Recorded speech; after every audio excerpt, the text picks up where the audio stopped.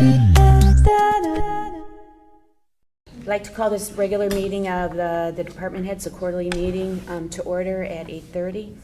And we have a few people that aren't here right now, so what I'm going to do is go through this list in this order, and when people arrive, we'll slot them back in.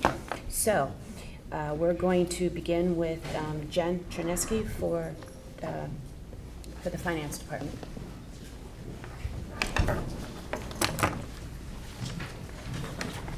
Good morning. I don't have anything to add to my report, but I just wanted to highlight that we have the auditors on site this week for their preliminary field work, and then they will be back week of September 11th for their final field work. So our next few months will really be focused on closing out fiscal 23 and preparing all of our work to hand over to the auditors by the end of August. If you have any questions, please ask away.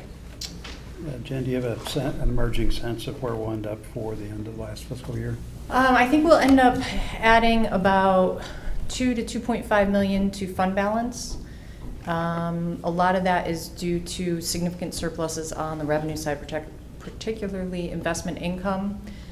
And then on the expense side, we're going to have about an $800,000 return from the Board of Ed. And then due to some vacancies in the police department, will probably be about $350,000, $400,000 surplus there, and some resulting surplus in employee benefits because of vacancies. And what does that put your fund balance as a percentage of budgeted revenue? Against the fiscal 14 budget, that puts us at about 17.8%, which is about 9.5 million over our 12% minimum.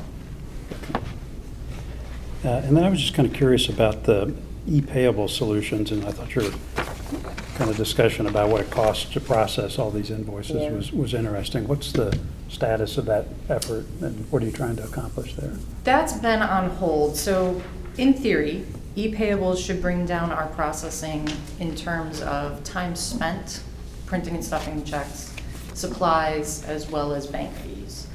And then some of the e-payables programs that are out there will actually give you a rebate based on the volume that you do. So we could actually earn some money off of it. But it's been on hold because our office has just been overwhelmed. So the hope is that once we have the newly approved part-timer in place, we'll be able to shift some things around and then begin working on the e-payables. Okay. We have made some headway on our own just by reaching out to vendors, or as vendors on their invoices provide ACH information. We've switched them over to electronic payment, and I think we have about 15% of our invoices paid electronically now. It saves a lot of time on clearing checks as well. Okay. And don't most vendors prefer ACH or wire transfer for their payments? Not necessarily. Those who have a lot of accounts coming in, it can be difficult for them to parse through all the bank information. Fair. So the e-payables make that a little bit more manageable for the vendors as well. Okay. And do you have a scheduled time for when your part-time person comes on board? We just posted it within the last week or so. We're going to advertise for about 3 weeks. So hopefully sometime in August, but I don't know what the responses have been so far. Okay. Those are the only questions I had. Jen, I have one, the rental income for Great Island. Mm-hmm. We did receive in June, correct? Yes, we got those in June. The report that you have is only through May because Board of Finance will be getting through June tonight. But we have been getting June rentals and now even the July rentals. Okay, great. Any other questions for Jen? Okay, thank you, Jen. Thank you. Okay, next we have Bobby Bush, Fire Marshal.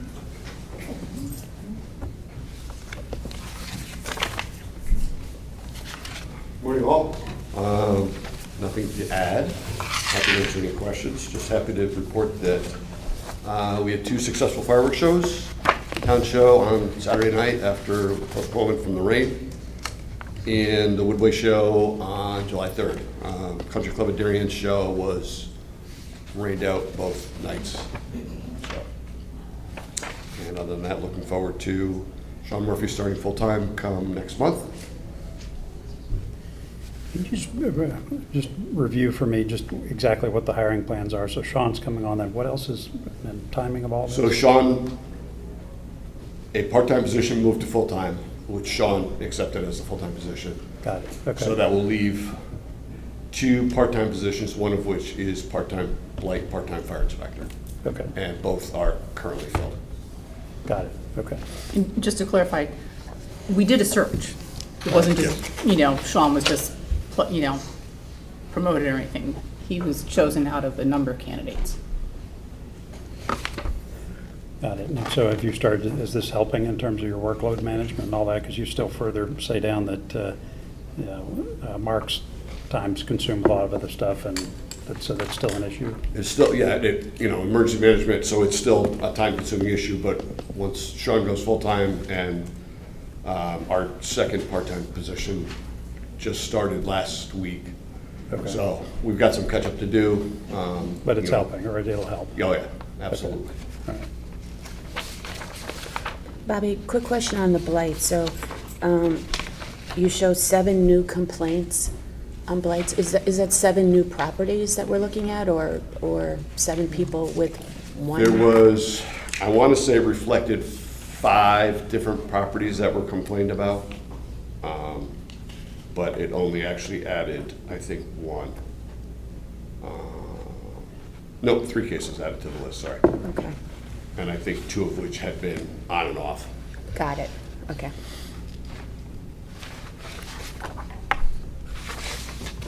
That's great. That's all the questions I have. Any questions? Any other questions for Bobby? Thanks, Bobby. Okay, thank you, Bobby.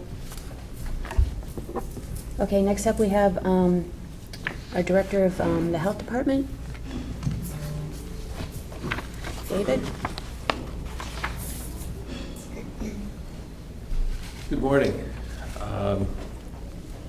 One of the things I would like to add is to emphasize that at this point, we are in some interesting weather patterns, and lately we've been getting calls about mosquitoes. And we, as you know, we don't really have a mosquito control program per se, and I certainly wouldn't necessarily advocate that we adopt one unless we started getting illness and sickness associated with it. And the state has 2 West Nile trapping stations in town, and I'm sure any day now we're going to be notified that there's been positive cases of, not cases, but mosquitoes are found that have West Nile. We get them every year. Thus far, we haven't had any reported cases of West Nile in humans in town over the years, but don't know what the future will hold. But we're having perfect mosquito breeding weather. We've also had occasion to close the beaches a couple times because of the heavy rains. We do proactively close the beaches when we get over an inch within 24 hours. So we advise people to please check in with the hotline. We do put notices on the website when beaches are closed, so I think it's important for people to check in regularly for beaches. Other than that, I'll take any other questions you might have.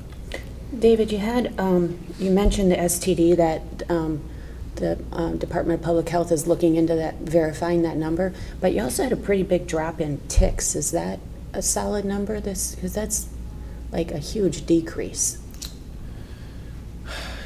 I don't think it's necessarily reflective of the fact that there are fewer ticks. Right. I think maybe people are just not sending them in. Okay. Because we try to make it easier for folks. They don't have to bring them into us anymore. And I think this is a good service for people to be aware of. Just go to our website, and there's a form on the website, so if they find a tick on themselves or their children, they can just mail it into the excuse me, agricultural experiment station. There's no charge, and they can find out if the ticks are infected with any Lyme disease or other, and then they could see their physician. But as far as why, I really don't know. And you're still handing out the tick kits? We have tick removal kits. We will be at the farmer's market Right. next week. We'll be Right. giving out tick removal kits there, among other things, blood pressure checks and so on. But yes, we do have tick removal kits. Okay.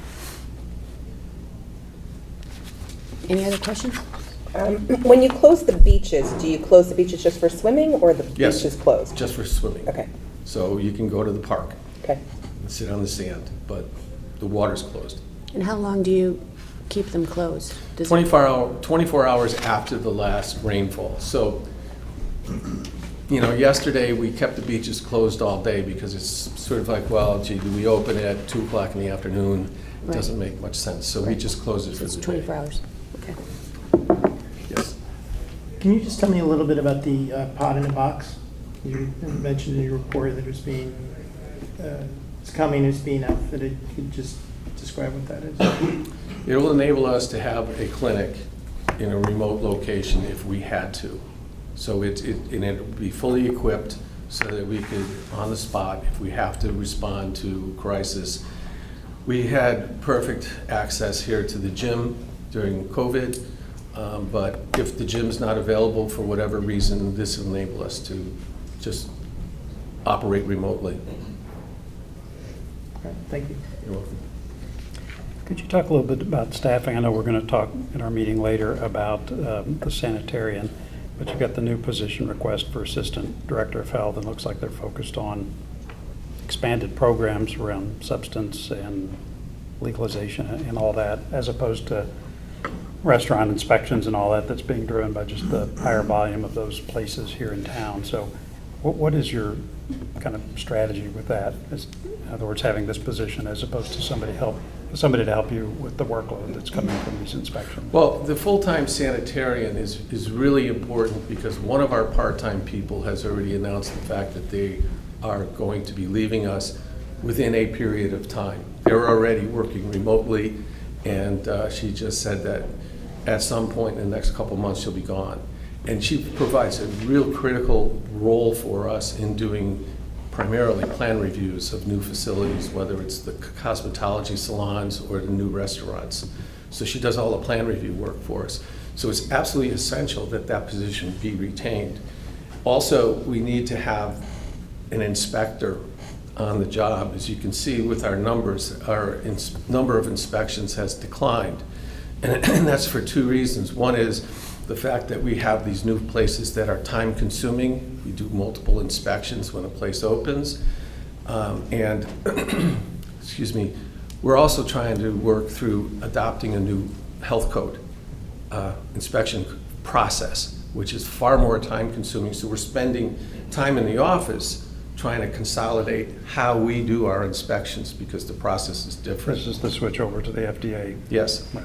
And so right now we're trying to incorporate new facilities and a new process. So, and we're faced with losing a person. There are a lot of grant funds, and then as far as the assistant director is concerned, there are a lot of grant funds that are available and activities that we can do as a community to enhance public health in town. We're about to embark on our health needs assessment, community health needs assessment. And the outcome of the needs assessment is going to be, well, what do we do with that? And so the work of the health director, or in combination with an assistant health director, will enable us to take on those extra tasks. Right now, we don't really have the staff to do that. We're basically, if we are treading water literally, with the responsibilities we currently have, that's what we're doing. But to get involved with programs such as opiate interventions and marijuana, cannabis legalization, immunization programs, and we really can't do it with the staff we have. So we really are looking at kind of broadening the department to enable the town to have a more 21st century type health department. Okay.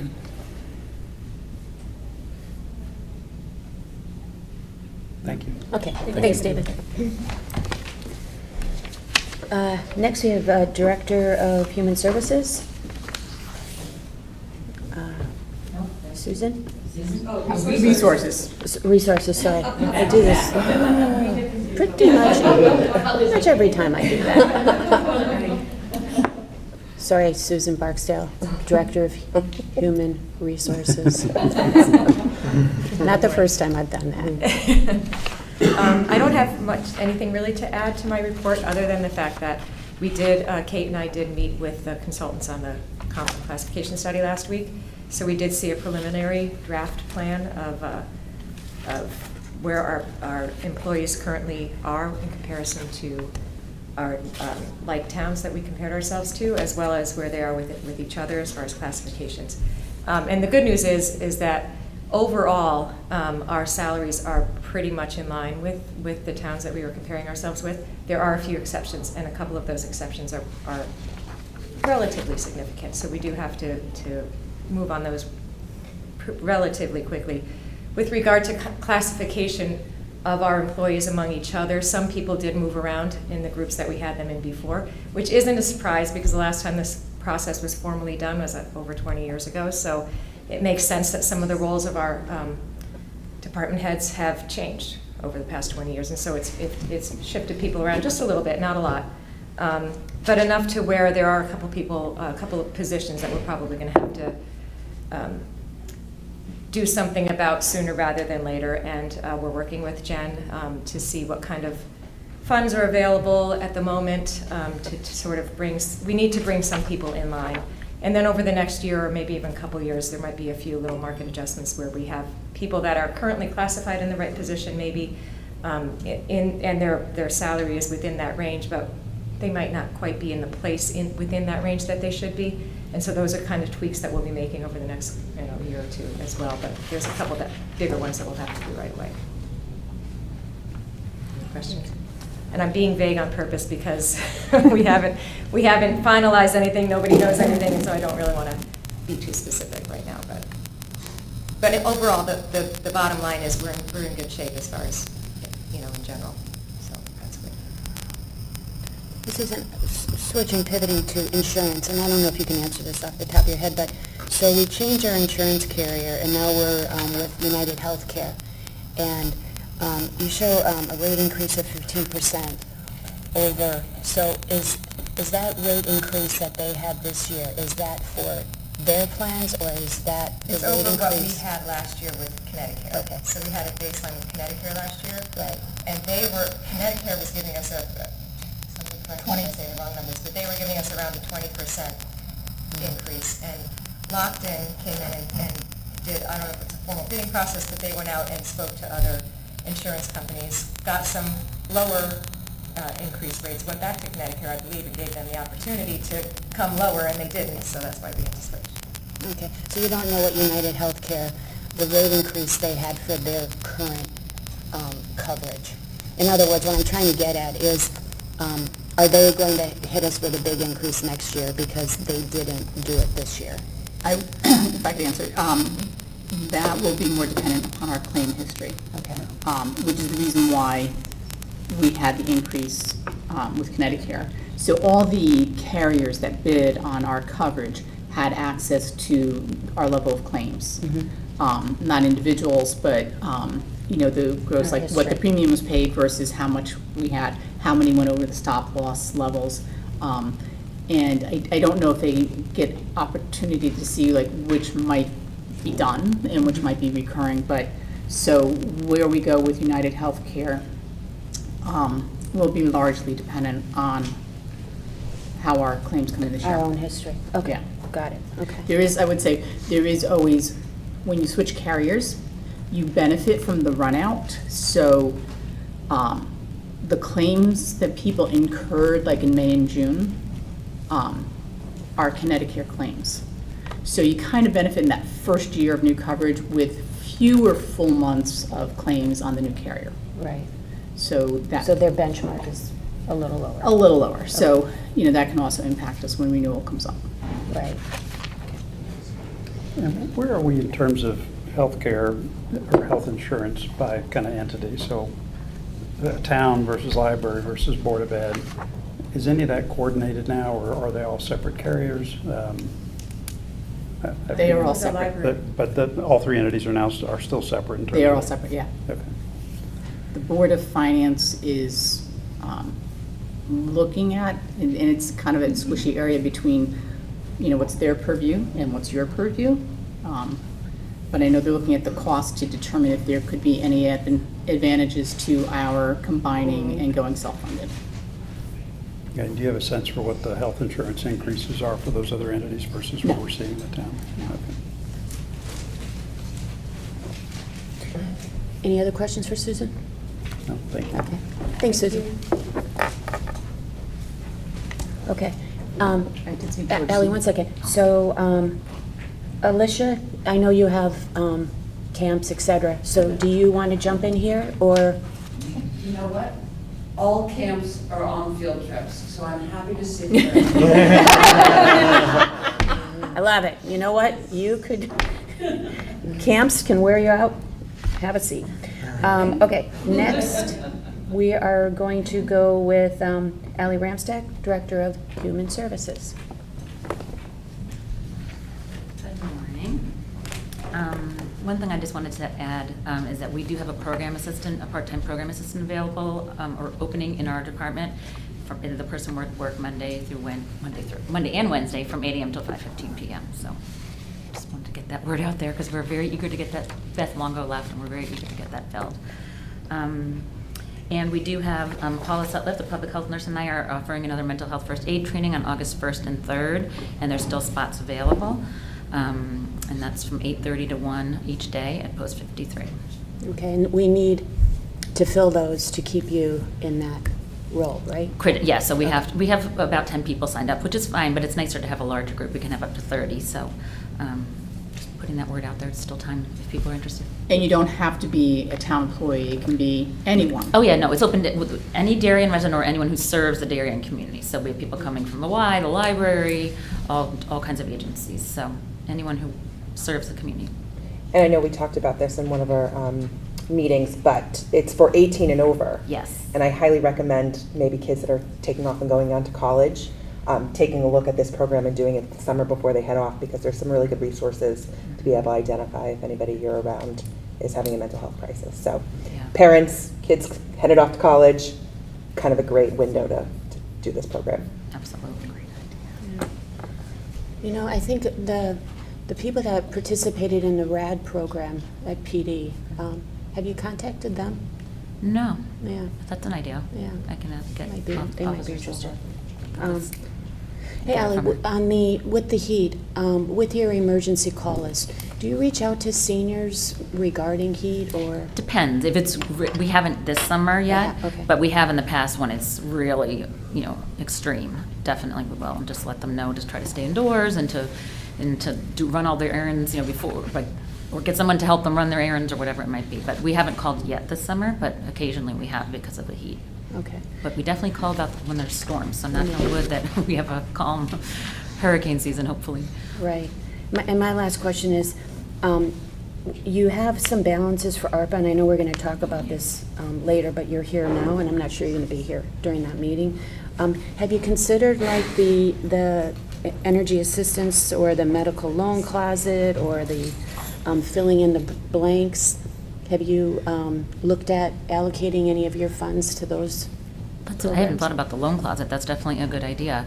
I think the question is that Jen and Kate and I are going to have to meet and talk about, how we can go about the tracking. I think the issue is the tracking if you give Right. money to an agency. So we have to work on that and find out more information. But filling in the blanks is certainly one of the food insecurity nonprofits that I would think they're benefiting our Darien residents, Right. or person to person, and there's various local agencies, But that- you're having, okay, you're going to Yeah. have that conversation. Okay.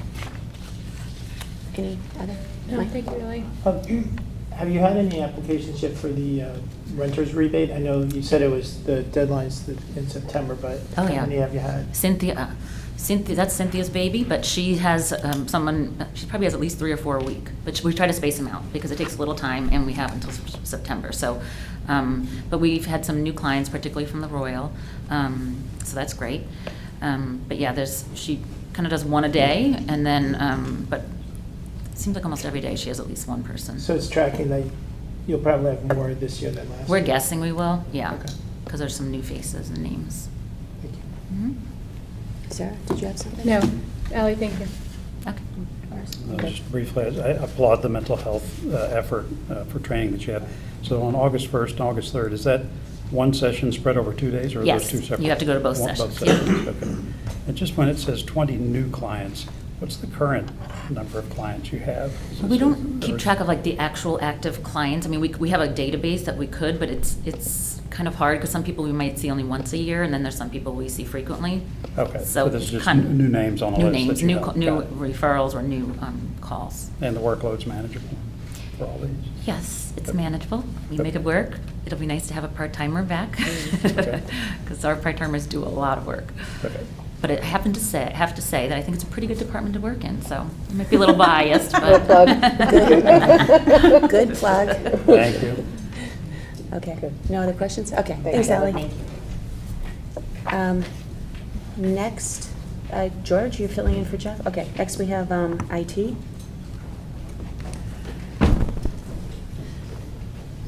Morning. With the completion of the police station and their computers, I mean, they're still very good, so I've been deploying them all throughout Town Hall, just to replace some of the older ones that we have. So that's worked out well. I mean, it's neat, because a lot of the public computers are in better shape now. That's pretty much all I have. Nothing further to add. You guys have any questions? I had one quick question. The computers, the hardware that the assessors, it's Taylor, I think, right? Are those our computers, or do they bring? They're our computers. Okay, all right, so you're in charge of, Yeah, when I put those out, generally I just take a bunch that we have in storage, uh-huh. just to get them started. This way they have some devices that are pretty much up to speed, so there's no issues. And then I'll just take those out and replace them with some of the new ones that I just took out of the police station. So I have those. So at least we're keeping up with the equipment, keep them moving. On multi-factor authentication, is that going to be just with a text that you have a code, or is it? with It gives us two Duo, options or- generally. I mean, right now with the finance system, it gives you options whether you could utilize your telephone or with an email. Okay, And we'll have something similar for also email. okay.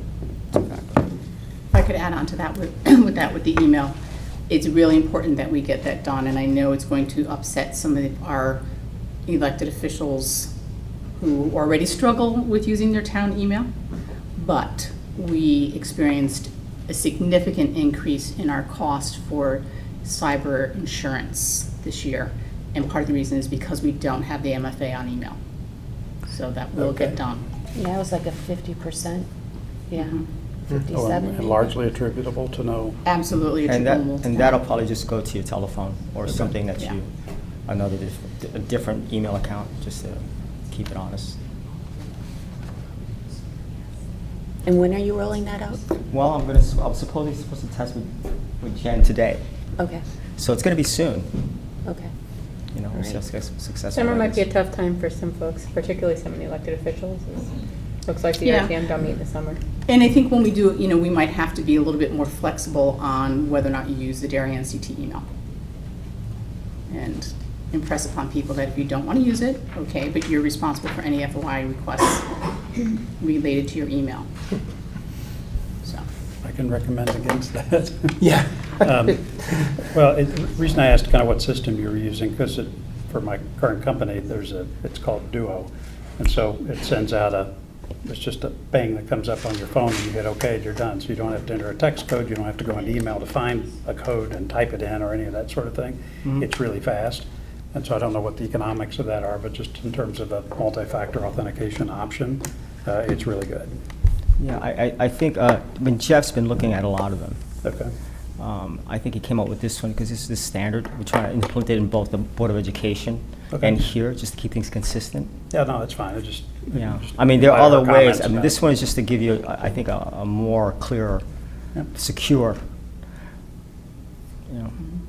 Well, we definitely need it. It's going to be fun. It'll be fun. I'm going on vacation.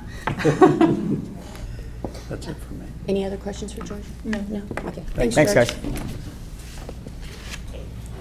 Okay. Next, we have Jeremy Ginsburg.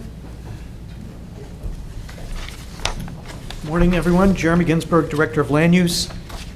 Nothing further to add. I think everyone can see all the development going on both in downtown with the demolition, starting Corbin Project Phase 2.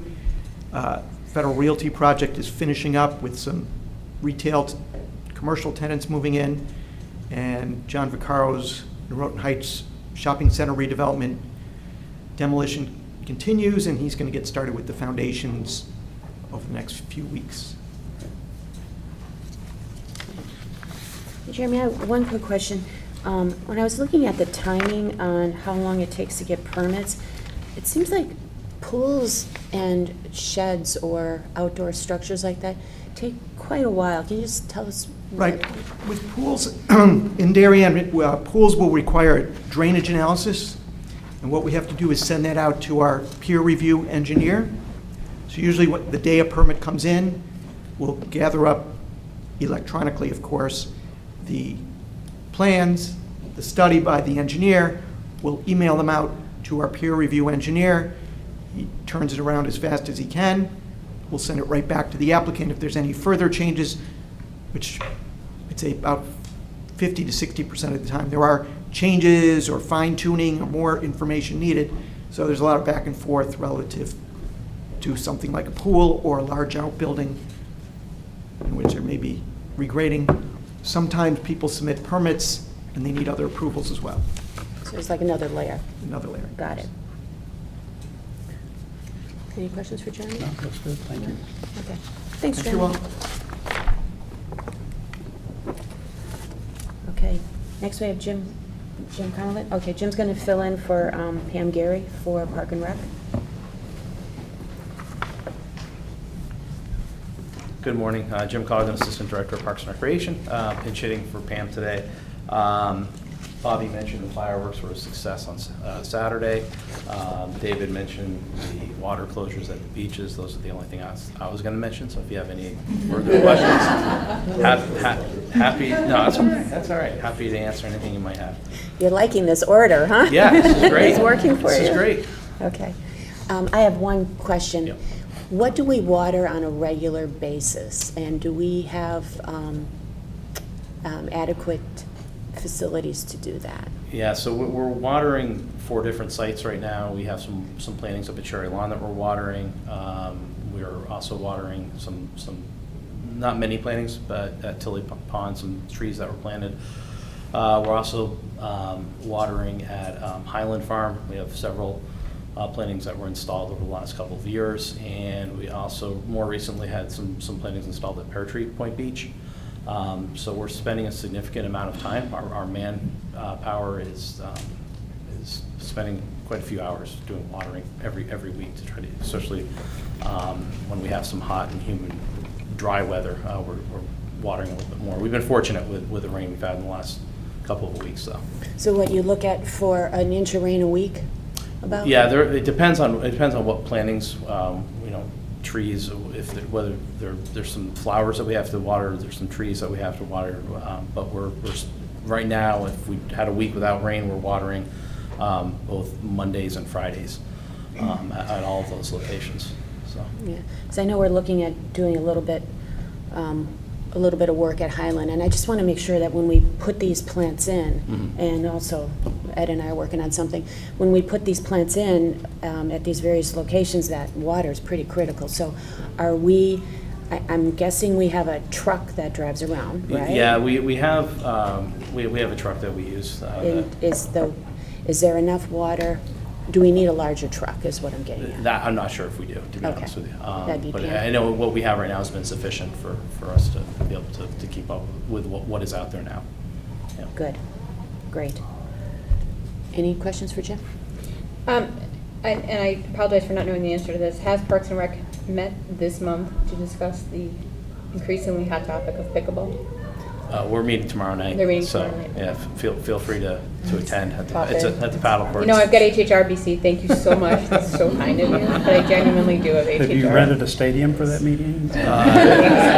We might sell tickets. Okay. Yeah. TV 79 will be there. Drone coverage. No, that was my question as well. I mean, I get a lot of calls about pickleball. It's a hot topic. It's a very hot topic. Switching to something that's not hot, but Yep. The algae, did you get the test results back, and do we? I believe we did. We're going to have to clean. And I think Pam said there was an estimate for about $14,000. That was her first estimate. She's reaching out to a couple other companies to get more estimates for the So, cleanout. is the aerator going to address this? I don't know the answer to that, I'm sorry. Okay. I don't. It doesn't sound like if we're getting estimates for remediating the algae, I don't believe it is, no. Okay. Okay. No, I have the same No. questions. Okay. Thanks, Jim. Okay, thank you.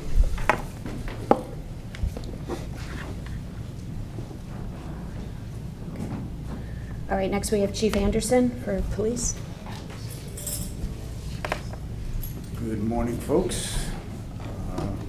Like my dreams of a vacation at the lake this week, the infrastructure in New Hampshire was washed away. You were supposed to have Captain Marin here pinch hitting for me, but unfortunately you can't get to the lake, and even if you could get to the lake, there's not much left at the lake currently to vacate at, so here I am. Glad to be here with you this morning.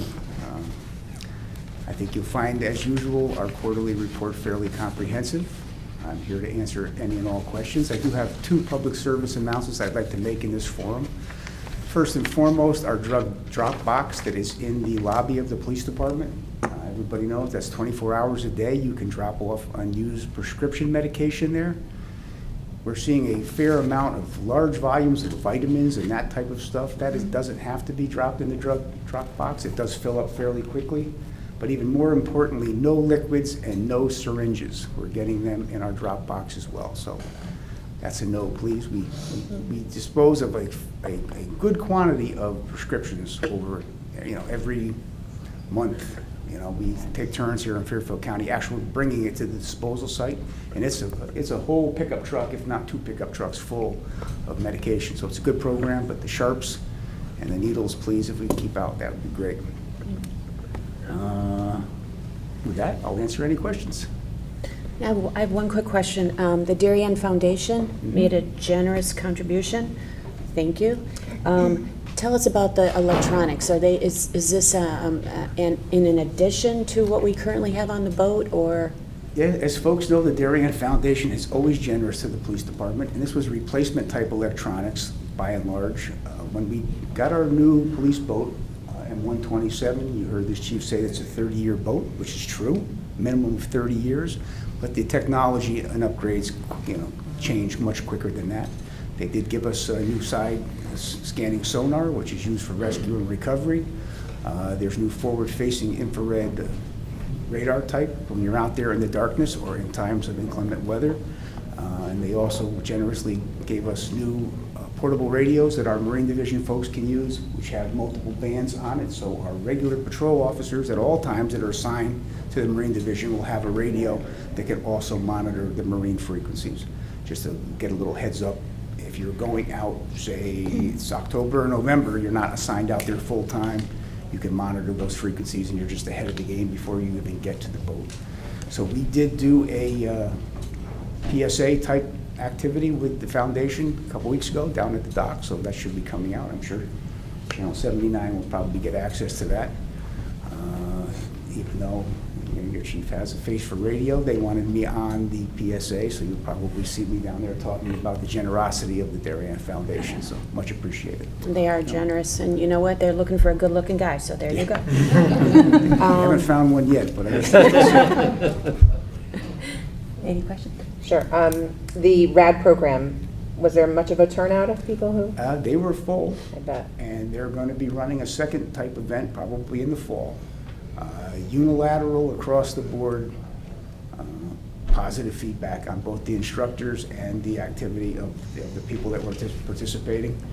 You probably saw the pictures on our social media. Certainly a great program, well received by the community, and just one more indication of the ongoing community engagement the police department has.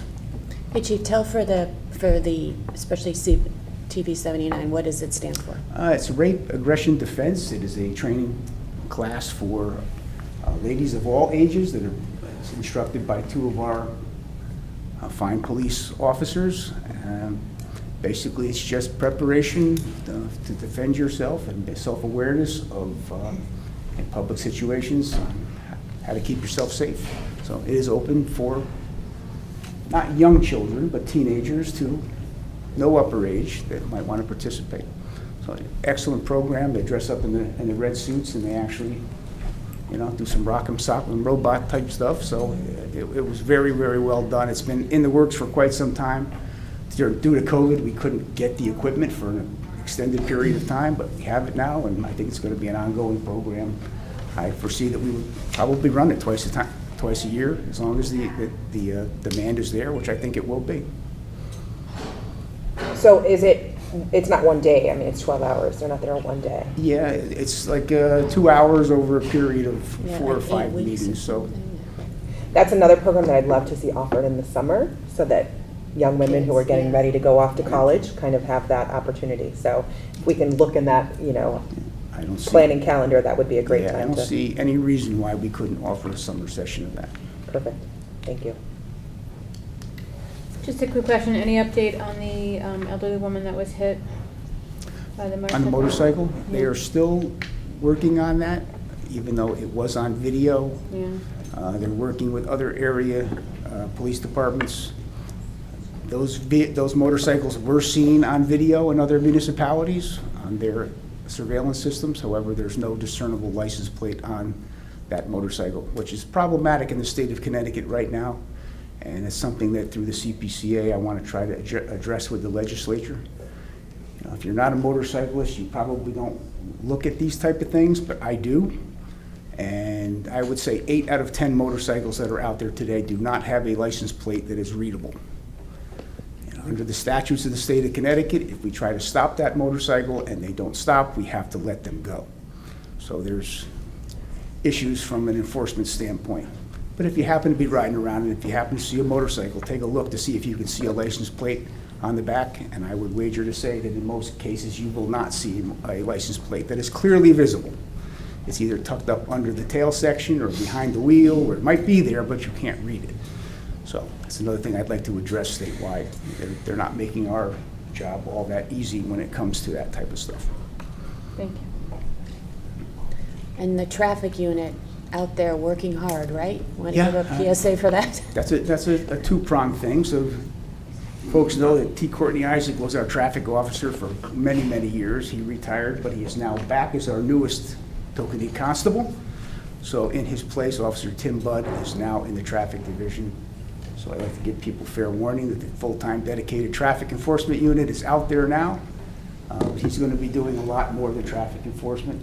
If you have issues with missing signage or the bollards you want on your street or don't want on your street, as the case may be, the dynamic speed signs that move around, he was your contact person for it at this point. And we fully intend on getting a second officer back in the traffic division as soon as we can. Largely as most of our complaints at the police department. Thankfully for me, I mean, if that's our worst complaint is traffic, we're happy to address it. Again, index crimes, which is the benchmark of really law enforcement type activity, are down. They continue to be down. That is the metric that I like. The absence of crime is what is supposed to be our measuring stick. So I'm proud of the fact that it remains low. Can I ask a question? I'm getting a lot of anecdotal complaints about traffic in downtown. We've got a lot new stores and people coming through, which is great. However, the traffic is problematic at times. We do not use lights that have eyes. They're just on timers, right? The downtown traffic lights are state-controlled up at Rocky Hill. There is some availability for them to change them on the fly, but they're not on a straight timer, no. Okay. But we do not have the ability to change that Got it. timing. And this is the proverbial 10 pounds of potatoes in the 5-pound bag. The Friday or Thursday before the holiday, the chief was doing traffic at Post and Corbin because I could not get through the downtown. Yeah. So for half an hour, some of my patrol officers were driving by looking to see who the old guy was directing traffic. But it just made me feel a little bit better to try to do something there. Yeah. It's always been problematic. We do know that. Yeah. And on a Thursday before a holiday, or even Thursday in the summer, if you can avoid the downtown, certainly you want to avoid the downtown. There's not too much we can do. They claim, the traffic engineers, that it's optimally set for the conditions. That doesn't mean that it's optimal to to my satisfaction to get through to go to Post Corner Pizza or the Duchess, but it is what it is. So you got to try to find a bypass. And I've long said, the only real fix for that is to reconnect Old Kings Highway north and south, which is probably not happening in our lifetime, but that would take some of the burden off the US 1. And that day specifically, there was something happening on I-95, which was dumping a prodigious amount of traffic off onto our service streets. Chief, will you, for the audience, will you talk about the crosswalks? When you hit that, you're not actually getting a red light, giving a red light, except for by post? We've long discussed the potential for exclusive pedestrian phase crossing in the downtown. And exclusive pedestrian phase means you push the button, and at some point in the near term, all lights go to red so the pedestrians can cross. Downtown, that's just not feasible. There would be enough activity that those buttons would be getting pushed so often that traffic could never move. One light or the other would always be in preemption to allow a pedestrian to cross. So what you're largely getting in Darien, except by Post Corner Pizza, which is a exclusive pedestrian phase, the rest of the time you're getting a concurrent crossing. You push the button, you're getting a green light in your direction, so you are now supposed to be able to cross and the vehicles are supposed to yield to you. Our roads were not designed for this amount of traffic and pedestrian usage. And again, it's a managing expectations and managing the best that we can. The state of Connecticut has agreed to install exclusive pedestrian phase equipment at Post and Hecker by the library, and Post and Norotan by St. John's Church. Now again, I hate to throw my compatriots at the DOT under the bus, but that has been at least 3 or 4 years since that approval was done, and yet we have not seen that equipment actually installed. So that's on my never-ending list to jog the memory of the DOT to try to get that equipment put in. Originally said the town would have to put in the handicap ramps and the truncated cone warning systems for the visually impaired, and yet the state came and did that. So there's one less roadblock for them installing the equipment. So hopefully we can get that in at some point at those 2 locations. Except for the post road, you control light timing for the rest of the town because they're town roads, or We in control, general? yes, except for US 1, Tokenique Road. Mansfield Avenue, we own the equipment on Mansfield Avenue, at least at Oxford School. I think we own all of it. And I believe we also maintain, Ed, correct me if I'm wrong, Hoyt Street and Camp Avenue. No? Okay. So that may be the state. I don't anyway. So most of the traffic lights are the purview of the DOT in Darien. Thank you. Just last question. How are you doing on staffing? I know there was some in, some out. Yeah, Are that's you up going to capacity? be a continual process of managing staffing. Natalie Silva Russo graduated from the police academy last week, so she is here starting her FTO. We did have a resignation of 1 officer. However, we had another officer waiting in the wings that is coming to us from Manchester PD. He will be sworn in on the 25th, which puts us, I think, technically at full strength, but not for, we have another officer still in the police academy that will be there for at least another, I think, 3 months.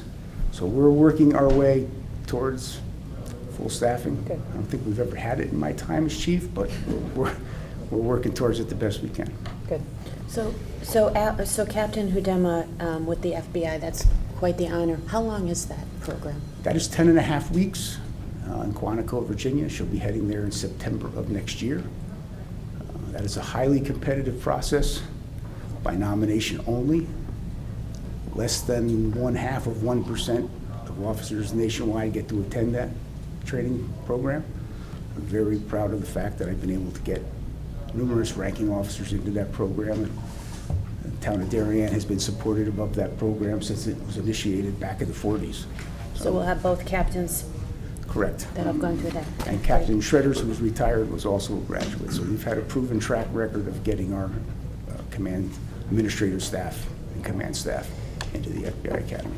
Thanks for organizing that. Any other questions for Chief? Thank Okay. you. Thank you. Thanks, Chief. Next up, we have, next we'll hear from Ed Gentile, Director of Public Works.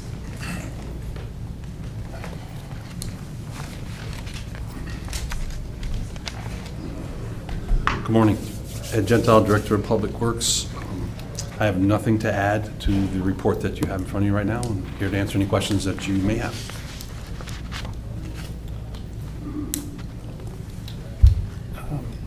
Anybody? Yeah, go ahead. How are we doing with the compactor at the transfer station? I feel like whenever I go, it's not operable. It's been in and out of the shop, and the problem is getting parts for these older units right now. So they continue to work on it, and we continue to hold them to their contractual obligations. I think the employees, because I know when it is not operable, it is not easy.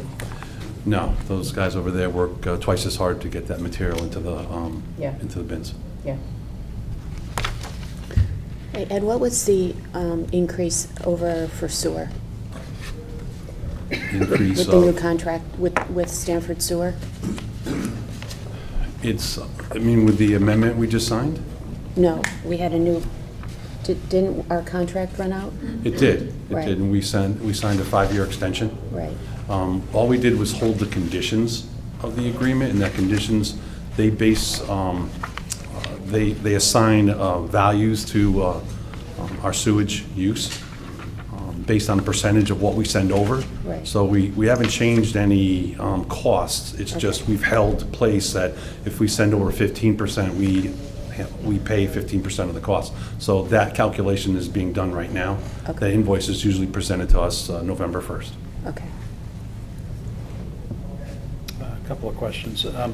What happened with the Public Works garage floor? Was that actually redone as part of the Public Works garage project, or was this separate and we didn't touch that, or what happened? I know it's a way back to remember, but just before we started the project, we went in there and we chipped away about 20% of that floor, the surface, where we had exposed all the rebar. Right. Treated the rebar, replaced the concrete with high-density concrete, and then we epoxied the floor. It cost about 25 grand, 26 grand to do all of that. All right, I with the remember hopes that. that floor would last, and the water that was getting into the concrete wouldn't deteriorate anymore, and get onto the equipment below in the lower levels where Park and Rec. Ed, could you just explain the location, what we did with the renovation versus what you're talking about now? Sure. These 5 bays are actually the east-facing bays to the swap shop, I guess is the best way to describe it. If you sit on the scale or by the scale house and look to the left, there's Those 5 ones that are bays. right there. We got it. Yeah, and that, there was no work done in that building other than we put in some windows on the back during the addition phase and renovation phase of the building. So the hopes was that floor would handle the loads that we put in there, but the more and more we used it for our vac truck and our loader, the more deflection we started to get and the cracking came back. Okay. All right, so this replaces that floor in its entirety, or? It'll replace that floor in its entirety. This one has a whole lot more of the, as you heard, a lot of the utilities that are underneath that floor serve the Board of Ed building, that's the extension to the north. All those things have to come down. The power, the plumbing, the fire, all has to be dropped before we drop the floor. Yeah. And that's what that additional, that's why that costs a whole lot more than the other one did, the other 6 bays that we did during the renovation. I'm glad we're going to talk about the funds for the design work for the Salt Box Lane flood study. I'd be interested in just sort of a one-page answer, if you will, that pulls together all these flooding studies, kind of what's been done, what's being recommended, what's the total cost of each, with a bottom line for everything, just so we have a holistic view of all the work that's been done, what all the costs have been, and can we have just sort of a discussion that encompasses all of that. So definitely want to move forward with the design work for Salt Box, but there's a lot of other stuff out there that we just haven't taken a look at in their entirety. And so that would be good to see at some point. Okay. I have to say that I like that idea. I want to see that too.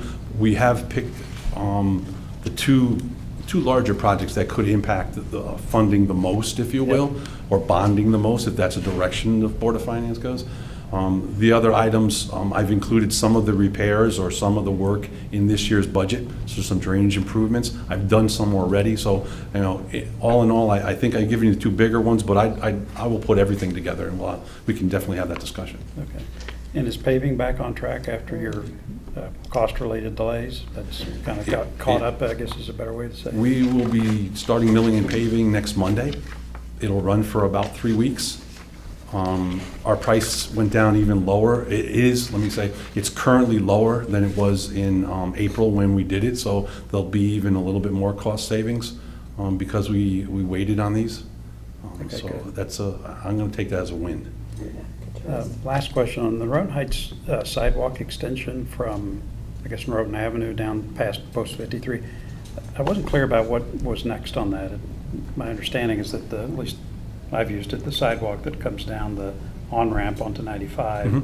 to Post 53, and then you just walk through the parking lot. What else is next? We have a plan that we're submitting to the DOT Rails folks for approval to put a sidewalk behind the parking spaces between I-95 and the row of spaces by Post 53. That takes you all the way to the ramp that goes down and heads towards Hollow Tree, and then back up along the train station. So we have a whole Go back all length. the way to Hollow Tree Ridge? Yeah, it's But- gonna- So behind, okay. Between. It's a way to connect Hollow Tree to the station and Post 53 area to the station, so that you're walking on a concrete sidewalk.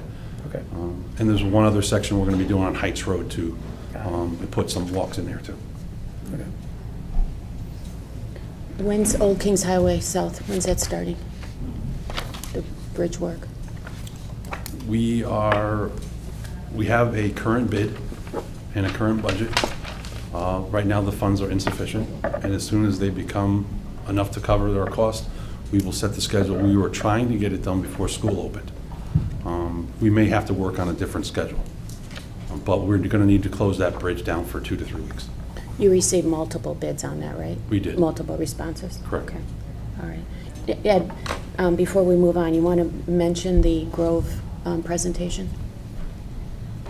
We have a public information meeting on the Grove Street and Tilly Pond area drainage study. It is July 25th at 7 o'clock. Currently here in this building.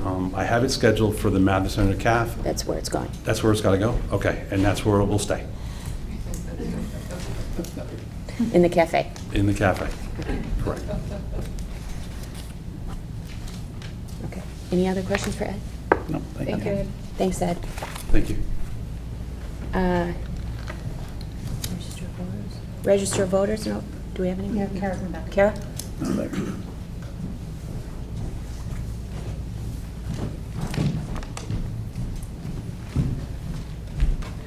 I won't add a whole lot. I know you just got our report. Early voting passed. I think we already went over sort of the details on that. The compromise bill that was finally passed. The big issue was referendums. Didn't really affect us so much. Just came down to really for us, it was about the number of days. Working with the town clerk's office on their process, as the early voting will be very similar to absentee balloting. So their process is really well controlled. There's a lot of focus on custody control and possession of the filled-in ballots. So we'll work closely with them on having similar procedures. We've also been working with the state and with town clerk's office on infrastructure and security improvements. And so we'll be, and technology department. So we'll be sort of moving forward on those. Some of them are simple kind of physical security issues that are pretty easy to implement. Others may require a little more work. Staffing, we'll be getting some guidance from the Secretary of State's office on early voting procedures and on the updated CVRS module that will be required, which will be similar to the module they added for absentee balloting. We have printed and gotten out the list of inactive and active Darien electors for the two parties for their upcoming caucuses. We're available to staff if they need be. I think, we'll be at both of, we'll have people at both caucuses. And then we're in the process of recruiting and training people for the upcoming municipal election. Get the word out and plug to parents out there as your students go off to college, have them register to vote and get their absentee ballot. So that's really it for me. Take care. Oh, go ahead, sir. Sorry, do you know when we'll hear about the funding for the early voting? I know that they've requested the full funding, but I don't know. Funding, I believe, was approved, and then we're getting details on what amount. I think like not, I think it's like $10,000 range-ish. But I think we'll have more details on that. But that should cover the bulk of our expenses. It depends on if Okay. electronic poll, like what in the bond, like if new tabulators for the next, not for upcoming, but Okay. for, 24 new tabulators and electronic poll books, or if electronic poll books are going to be pushed to the municipalities, then I don't think it'll cover it. Staffing. But for this it'll- year, but for 23, it should, okay. I think it should. So that was my question. So it's 10,500. So you think that's a one-time disbursement? I think it's a one-time disbursement, but I believe Stephanie Thomas, the Secretary of State, is very committed to tabulators, the new tabulators and the electronic poll books not being unfunded mandates, and that they are in fact funded by the state, which is very, really important. I mean, we cover the servicing and maintenance of the tabulators, which in and of itself is very expensive, but having them cover the new machines is important, and the poll books. And then we advocated for, at a minimum, if the poll books were not going to be covered from a pure cost perspective, that at least minimum, standards of, security standards, what they have to entail, like what these poll books, like minimum sort of standards of what, what is adequate, so that we were not going out and spending taxpayer dollars on things that later on they would be like, that's junk. That we wanted to, when you're spending taxpayer dollars, you want to make sure that what you're looking at and the things you're considering, the products you're considering, are going to meet, best standards and are considered industry, highest standards. So that's sort of, we really wanted guidance on that as well, if they were not going to be doing the selecting and purchasing for the municipalities. Okay. I mean, other towns have them already and went out on their own and did purchase them, but, I want some guidance from the state on that. Thanks, Kara. Any other questions? Just confirming, so early voting will not be implemented until next voting cycle, not this municipality? Okay. Correct. So we have some time to figure it out. Love it. Any other question? Okay, Thanks. thanks, Kara. Beth Paris, Director of the Senior Center. Good morning, Beth Paris, Director of the Senior Center. Sorry to have been late. Always a little drama early in the morning. I have nothing to add to the report, but I'd be happy to answer any questions. Thank you for all you do for our seniors. It's very popular. Very welcome, very welcome. Looking forward to the fall. We've got a lot of new programs and exercise classes starting too, so. That's great. So that was what I was going to ask you. So you have the new program specialist, which I think she's fantastic, right? So what's your goal? Is your goal to offer more programs? Is your goal to attract more people? Is it both? It's both. It's both. Pretty much at this point, we're looking at having more simultaneous programs. We're getting more people coming forward with interests. We've increased soft usage. Matter of fact, Jim has suggested a chess club. We're going to be doing that in the fall as well. But and the soft usage, which is just like cribbage and mahjong and those kind of things, are really, really important, especially for the older segment, the 80 and up, who wants to stay in the center the entire day. So we're very committed to having an active program at 12:30 right after lunch every day, because it also corresponds to the lunch program. More people come in to lunch with us when there's something interesting after 12:30. And we're also connecting with more home health agencies who are willing to put in free programming, which is great for us too, for health and wellness kinds of lectures. And actually, we actually have now a French class that's going to be starting in September, so there's people who have asked for language classes. So we're trying to be really responsive. The Constant Contact has also helped us, which we do weekly, put in survey questions, and those survey questions have been really reaping a lot of other information for us that we didn't have previously. So she's in Italy right now, hopefully she's enjoying her vacation in the heat wave, because I've got a lot of work for her when she comes back. But she's hit the ground running, and it's really been wonderful to have somebody else there full time. So Yeah. Beth, is lunch still $5? Lunch is still $5. And have you changed that price? That price It came. went up from 4, but it's been a while. I think it's been at least like maybe since we moved. I think that's when we went up to the $5, which would have been a long time ago at this point. So. You break even on that?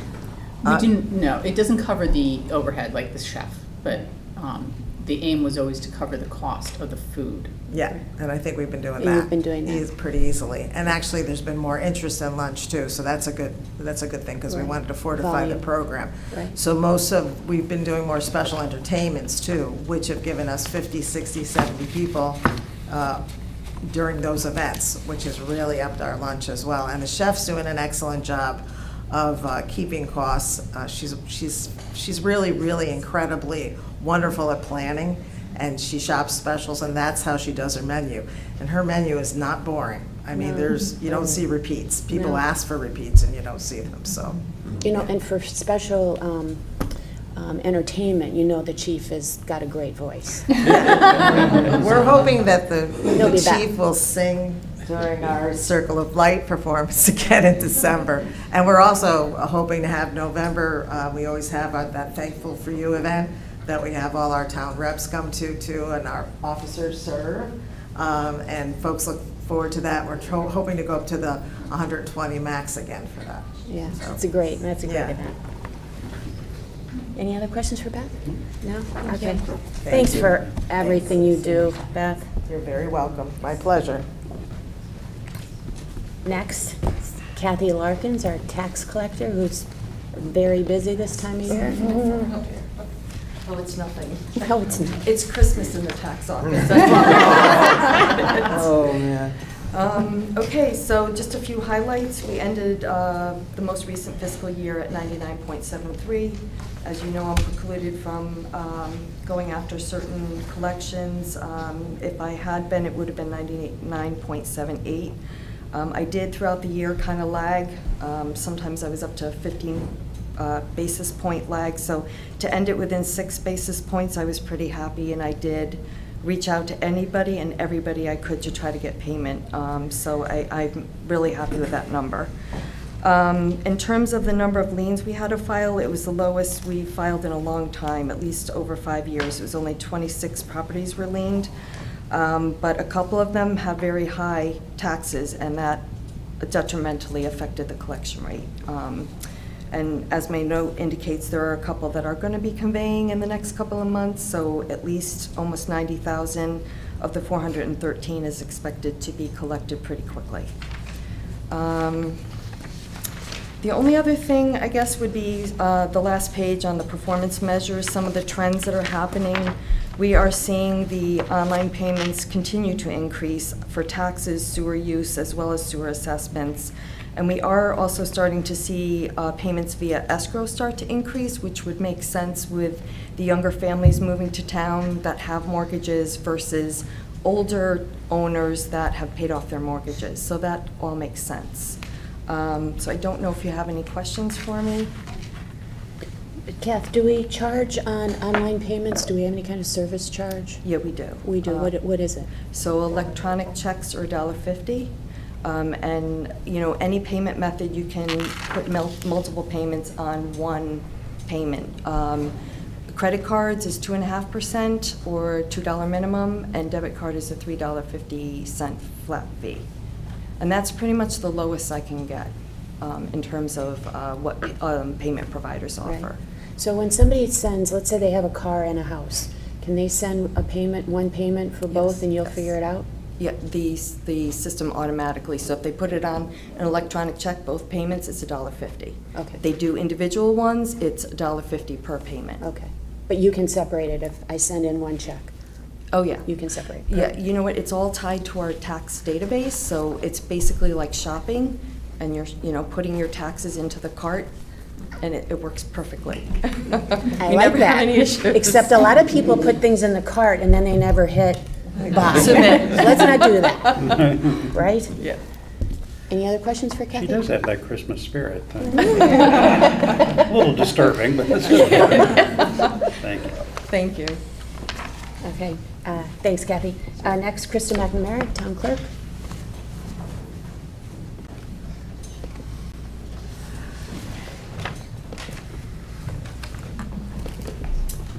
Good morning, Krista McNamara, Town Clerk.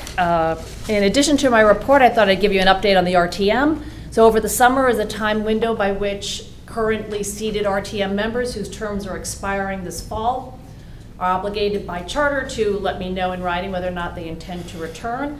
I've seen a healthy response, and so far only one member has chosen not to re-up, and everybody else is interested in appearing on the ballot.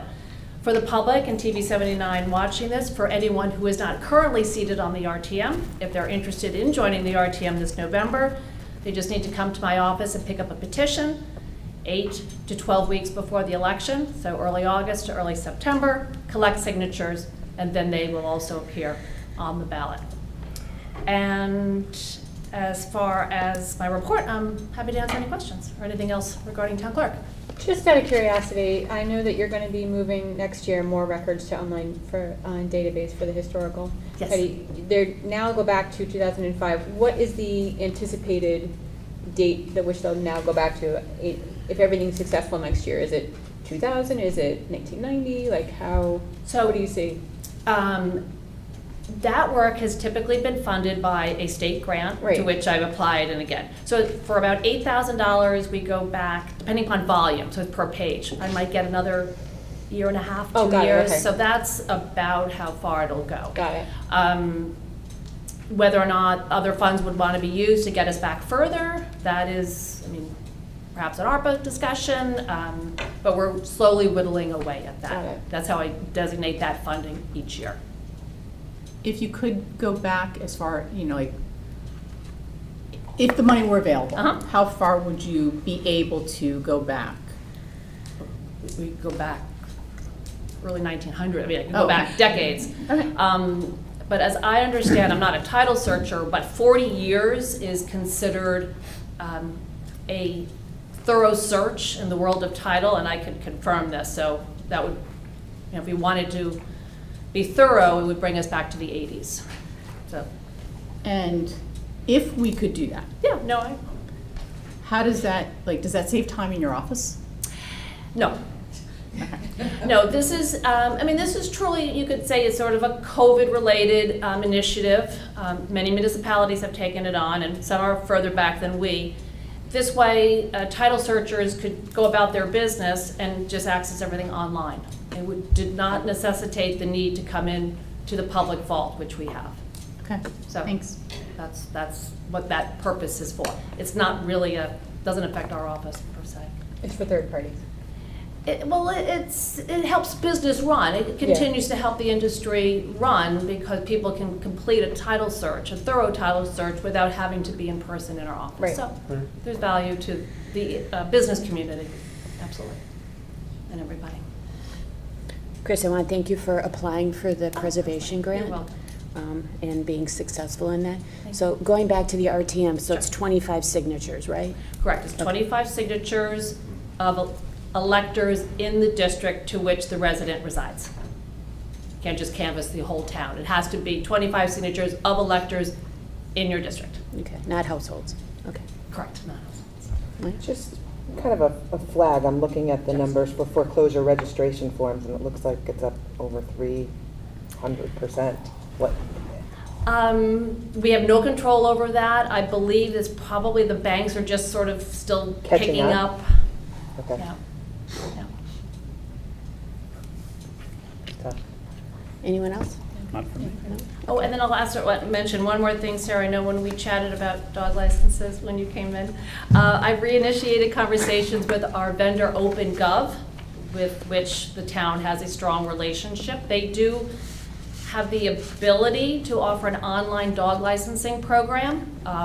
1 or 2 municipalities in the state have it. It's not widespread by any means. I've gotten a soft quote on that. We're going to have a demo later this month. So we'll see how that goes. If we're pleased with the product, the state was looking to do something on their own in creating a statewide portal that was not funded in the last legislative cycle. So I don't want to go down the route of buying a third-party product if the state is going to come back next year. So I kind of struggle to move forward, but right now I want to get a quote. I want to see if this product works. I've reached out to the president of the Town Clerks Association to see how likely it is, and our state legislator, to see if the state's going to move forward. But I realize that is an area in which we could be improving. It would be lovely, given the Yes. number of dogs that we have in town. And the amount of Exactly. time No, that it is takes not for lost you on me in this by any month. means, yeah. Yeah, it's good idea. Okay. Krista, one last on the Sure. RTM. They can, they don't need to, nobody has to come into your office. They can get all of this information online, correct? The application? Correct. Everything is online in the banner. How do I? Click on Join the RTM, and there's a link to the petition. In addition, every candidate also needs to fill out the State Election Enforcement Committee campaign finance form, and that is also there. Okay, all online, okay. Anything else? All right, Great. thanks, Thank you. Krista. Thank you. Next, we have our town treasurer, Joan Hendrickson.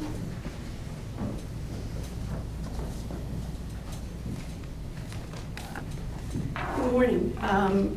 I don't have much to add that isn't in the report. I don't have June numbers, but I can give you an estimate. We will be above 1.66 million in return, because I have one number that I could grab online, but I don't have the rest of them. So between 1.6 and 1.7 is an estimate of what we should earn. Anyhow, any questions? That is significantly over budget. Thank you. And I want to thank you, Monica, because we would not have made that money without your help. So with the T-bills, that was all you. Thank you. Great work, Joan. Any questions for Joan? No? Okay. Thanks, John. Next, we have Jim Cameron, our program director for Channel TV 79. Good morning. Jim Cameron, TV 79, at your service. Great voice. I know, it's perfect. Every time I hear it, I think that. As they say, the perfect face for radio. Jim's the morning guy, I'm the afternoon. Does he sing? He does sing. He does. 20 actually. years at St. Luke's in the choir. Yes, very good. Yeah, But that's not what we're here to discuss. Okay. In addition to our regular gavel-to-gavel coverage of all town meetings, I've been amping up the Inside Town Hall series. We've had, we're down to the kind of reluctant few at this point. We've had the town tax collector, we've had the town treasurer. Reluctant few. But, you know, I thought it was fascinating, especially this time of year, as people are writing those checks, as to, you know, where the money goes, how it's all processed, et cetera. And they've been very well received. Speaking of upcoming elections, just to remind all candidates that we're about to enter our 2-month quiet period in coverage as directed by our operating guidelines. And I'll just read this quickly. During the 2-month period preceding an election, programs which feature elected officials who are candidates for election or re-election will not be produced or distributed. This does not preclude their participation in public meetings or special forums or of public debates among candidates may be aired when produced by nonpartisan groups or organizations. So anybody who's running for a public office, obviously we're going to continue covering them as they do their work for the various boards or commissions in which they serve, but we're not doing anything other than that. So if they're doing, you know, duties and responsibilities of office, we can cover that, but we're not doing any special profiles or interviews with one candidate or another. And happy to answer any questions. I wanted to thank you and Dave Daver, and also thank Mike Wheeler for being interested in being on the council, the cable council. Yeah, the Area 9 Cable Council, for those that don't know, is the 10 towns in Fairfield County which received money from Altice, Cablevision, Optimum, as well as Frontier, and distributed it to the various towns. And Darien just qualified to have a third representative. It's been Mr. Deaver and myself for 10 years now. But Mike Wheeler, who's the chairman of the TV 79 Advisory Board, is going to be our third member as well, too. So we're going to make sure we get every dollar that's due us. Thank you, Jim. Yeah, question. I'm looking at the location of viewers. And it I just seems wanna like bet. are these like bots watching our programming, or what is this? Well, in the quarterly report, We have a lot of interest in Southeast Asia and us. These are Facebook viewers by region, location of the viewers. And I actually bet that somebody on the board was actually going to be smart enough to ask this question. Apparently, 60% of our Facebook viewers are in Phnom Penh, Cambodia. Watching a total of 673 hours of our programming. The second on the list is another Cambodian city, and then Vietnam, Ho Chi Minh City, Thailand, Malaysia, and Darien comes in at 0.1% of our live coverage viewership. I don't know. I can only imagine. This is not hacking. These are people watching our channel. Maybe there's a fascination on the part of these third world countries on the operation of democracy in a small Connecticut town. I think there's a lack of good TV out there. Well, there's plenty other things to watch on Facebook as well too. Cambodia. It's huge. It's a huge audience. Wow. We're not programming to them. We're not running anything in the Cambodian language. It is just is what it is. It's one of those things about being online. Yeah, Mike. Is there a way to find out if, say, New Canaan has that same sort of blip? Might be a good question for that cable council. Security Yeah. standpoint. if That's it's a consistent- very good suggestion. I think I will ask that at the Area 9 meeting, which is coming up. If this has been, I don't know how many other towns stream to Facebook as we do, but I will ask. I might ask Facebook as well too. What the heck's going on? Of course, we could just troll them. Like, what if we could get the chief to sing? I bet there'd be a big spike in viewership. In Vietnam. In Vietnam, yeah. I'm a hit maker over there. That's great. I'm on the charts. Any other Anything questions? else? No, thank you. Okay, thanks, Jim. You're very welcome. And next we have Alicia Sillers, our Youth Commission Director.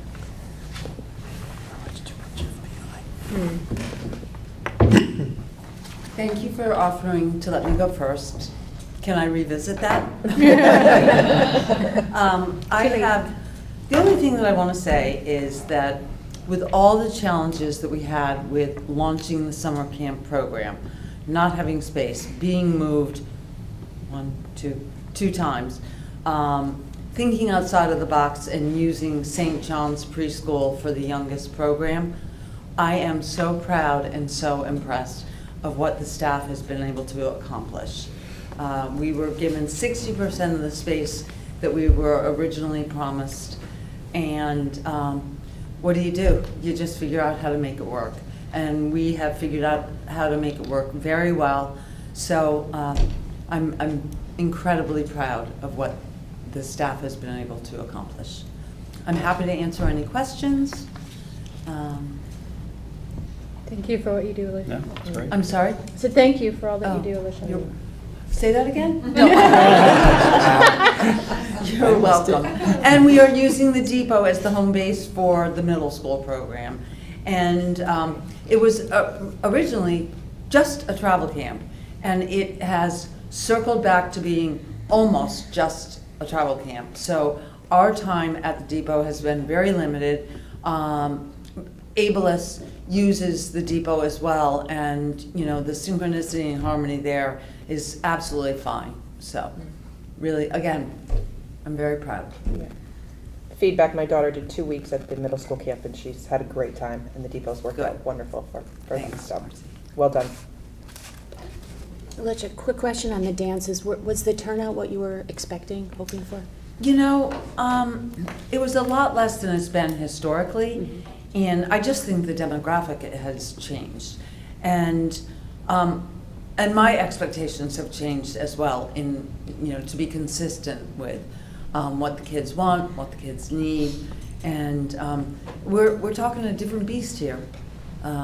So we are restructuring the program. Volunteerism, we all know what a challenge that is at this point, and this has been a 99.9% volunteer-based program, and we're just not getting volunteers.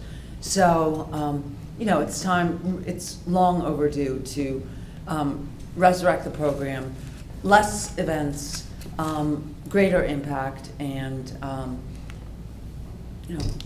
that's it. Okay. Any other questions? No? Okay, thanks, Alicia. Thanks. All right, that is what we have for department heads. Thank all of you for all of the terrific work that you do for the town. It's really appreciated.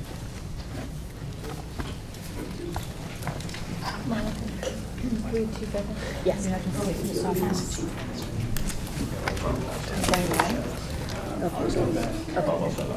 79, we're going to just take 1 minute break. That's why I didn't understand it. It wasn't in the language I expected. Okay, that's good.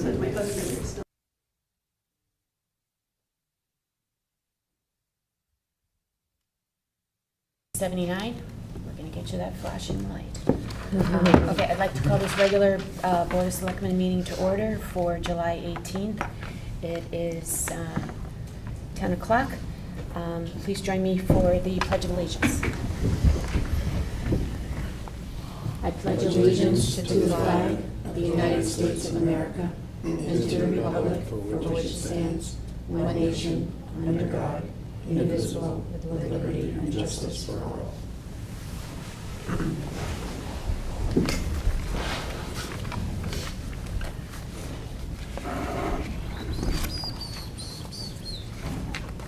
Okay, first item on the agenda is First Selectmen's Report.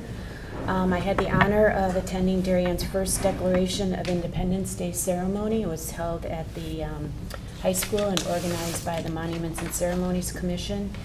It was really a well-attended and inspiring event, and it was a great lead-in to the Push and Pull Parade, which is filled with many, many, many small people on, luckily, non-motorized vehicles, but it was super cute. So, and I appreciate my fellow board members for joining me. On Saturday, the Darien Park and Recs lit up the sky at the high school with the fireworks. I want to thank the Park and Rec Department and the Police Department for monitoring the weather. And we did change the date to Saturday, right? Mhm. Was it Saturday? And it was a terrific event. I just saw it was a beautiful show.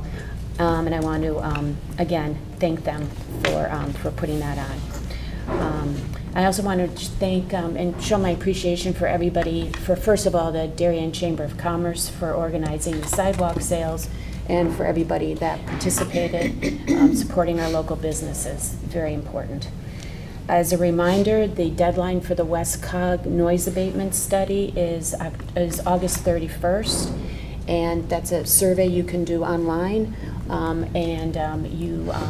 The more responses they get, obviously, the better input, the better final product. So I'm encouraging people to participate there.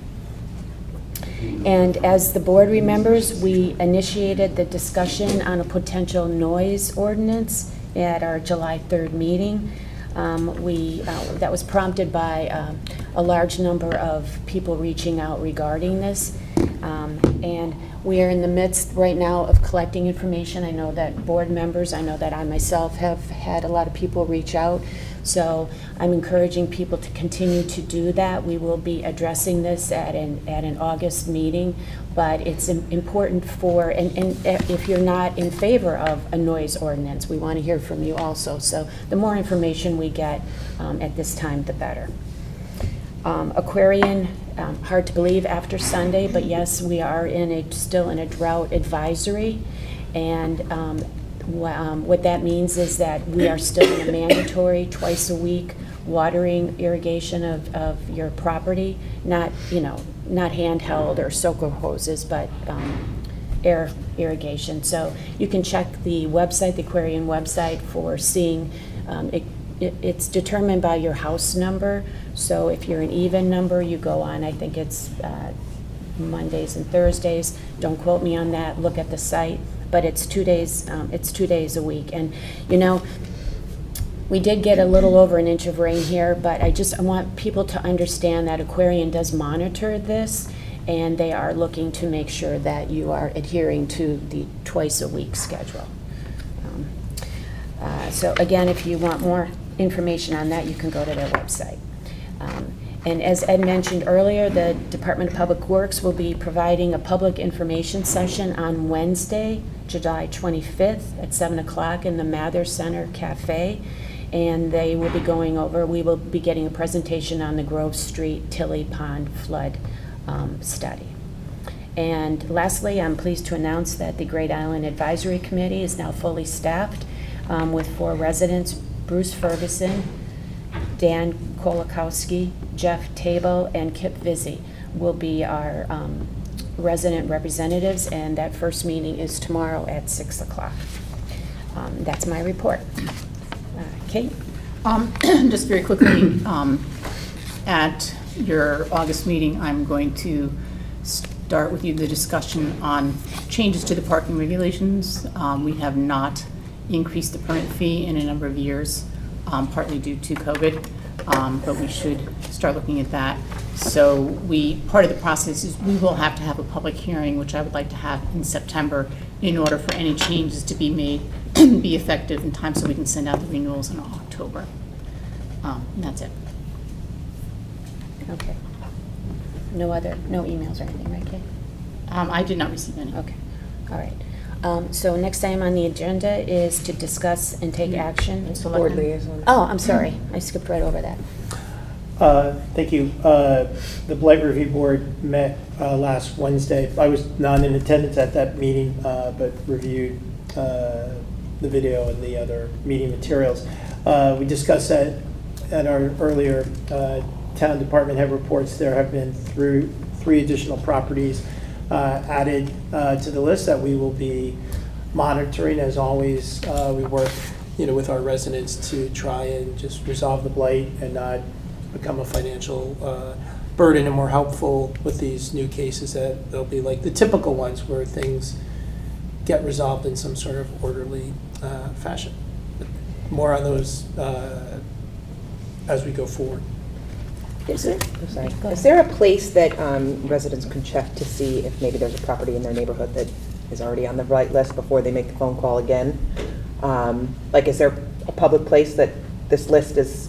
They can go on the department website and they can see the ones that are on the list. And I would say if you're a resident and you have a question about an ongoing condition or something new that you observe, you can certainly communicate that. I mean, the process is that on a monthly basis, these properties are reviewed. The inspector is able to look from the public areas. There's no town employee that's trampling through anyone's backyards or something to look at a condition, but they are reviewed on a monthly basis and is part of the meeting. And if you look at any of the meetings on the videotape, you can see the particular reports, and often it's a situation where there has been some improvement and then there's some communication. So you really do get a full status of each property on that list each month at that meeting. So look at the meeting. Yep. That'd be the best. Okay. So when the new properties come on, the Blight Review Board gives them some time and gives them some input on what they should be addressing, right? Absolutely. It's a very fact-specific engagement, and it's a period of time goes before there's even an accumulation of fines. And it's important to note that though residents may call in a complaint, not everything that a resident might consider blight is actually blight under the statute, and that's something that the department determines before it actually physically becomes part of the list. Okay. All right. Thanks, Mike. Sarah? The Thriving Youth Task Force does not meet again until September. So for the Henley Homes and Royal Building Committee, our next meeting will be tomorrow night on the 19th. The previous meeting was last Wednesday, where we reviewed the Henley and Royal bids that had come in on the day before. Homes had come in the day after our meeting and on the 13th, and all of the bids have come in much higher than expected. The bids came in higher, and for each of the 17 separate bid packages for each of the 3 schools. Some of the bids that were for major trades may have only had 1 or 2 bidders and accounted for a lot of the negative variance. O&G right now will be going back to some of their contractors that they've worked with to try to get an understanding of why this may have happened. They have some individuals that they've worked with that did not place bids even though they had been speaking with them about it. We are going to try to figure out what to do next, and looking at all of our options, including possibly rejecting the bids and then going to rebid in the fall or in the spring. This may be an anomaly, the pricing, which was over $15 million, negative variation from the estimates. It could be from the timing, it could be the busy market right now, it could be that this is a complex project with 3 occupied buildings. But right now we're going to be waiting for O&G, which is their construction management firm, to go back to some of their subs and gather some information. They will be bringing some actionable report on the 26th, a week from Wednesday, which we'll be also meeting. So we have some big discussions to be had. So this is, so the original budget, remind me, was what, 75 million for all this? No, it was about 77 point something. It was a little under 78. We did increase it. We went back to the RTM and asked for more funds. When we were working under estimates, when we originally went over last year, and so the estimates were just that, they were estimates, and now we've gone out to bid on these 17 bid packages per So school. it's 15 million over the 77. That's Correct. okay. Over the 82. 82. Or 15 Yeah. over the 82. But So the we're looking at first- 90. So That this is first ad was for the 97 million roofs. to get all this work done. I'm sorry? The first ad was for the roofs, to bring that into your Right. scope. Yes, correct. Yeah. Correct. Which was, yes, we changed our scope. Which brought you to the 82, but that was why. Correct. Yeah, so it's, there's some big discussions to be had. So we will be having another meeting tomorrow night, and we'll have another meeting the following week where O&G will come back to us with some more information. Tomorrow night, we'll be speaking as a committee, but that is where we stand right now. Will O&G be tasked, or someone over there be tasked with a prioritization, if I could speak, of some of that work, like what might need to be done in the very near term? I don't know what the story is with the roofs, as opposed to something that can allow for a rebid, process.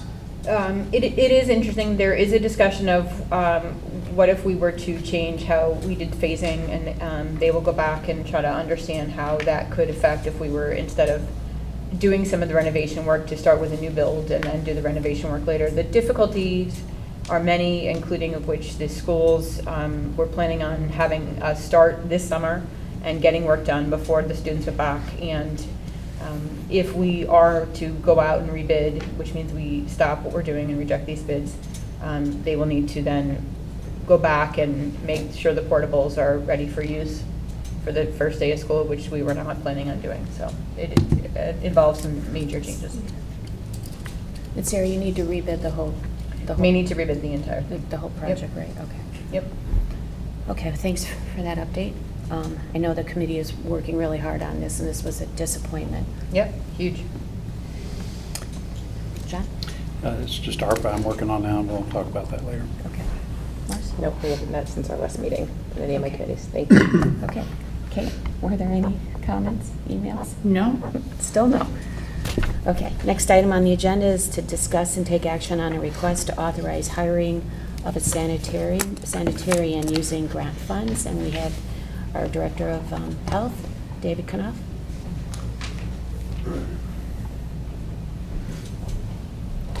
Good morning again. First, I'd like to thank you, Kate, for your guidance and support in moving this request forward, and I'd like to thank the Board of Selectmen for hearing this. As we discussed earlier today, we're reaching a crisis point with being able to meet our obligations, doing inspections for regular facilities, as well as reviewing the number of new places that are coming online.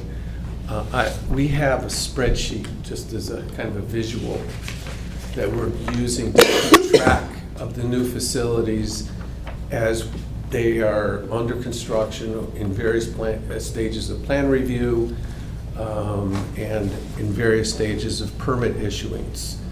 We have a process of issuing initial permits for new facilities that just open, not a full annual permit, 30-day permit. So we go in periodically during that period of time to evaluate the operations to ensure that the facilities understand safe food preparation and service. And during that 30-day permit, if we find that indeed they are good with their food handling processes, we issue a full permit.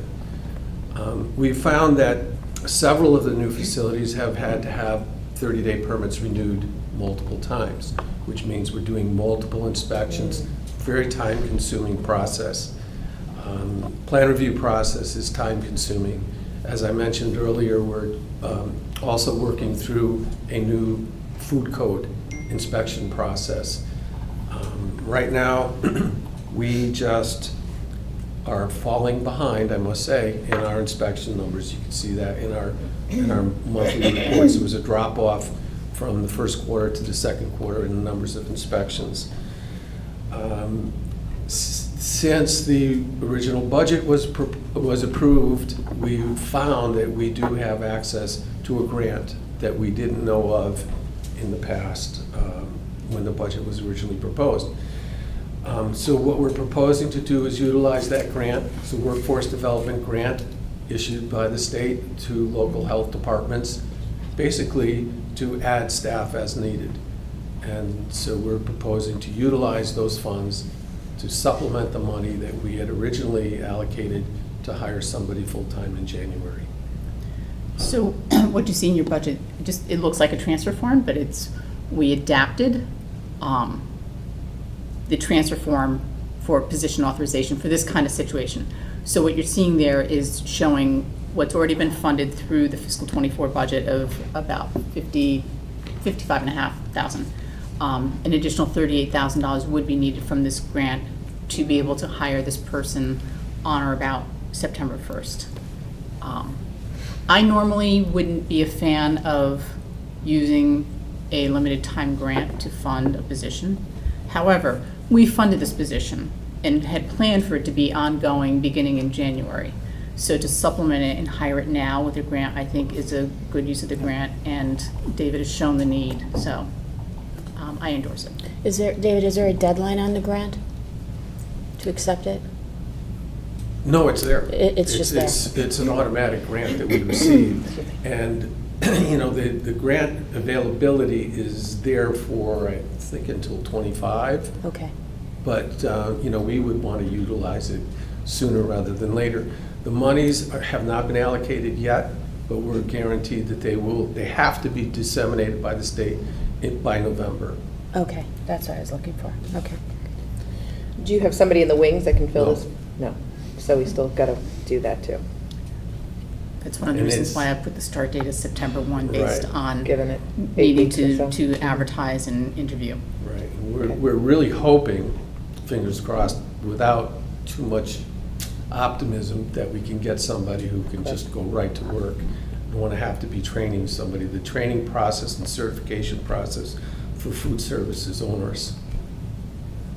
Okay. Mike? How did you determine that this would be a appropriate salary? I'm just asking that not just because now you're hoping to get someone, and I look at that number. How optimistic are you? It's based on our current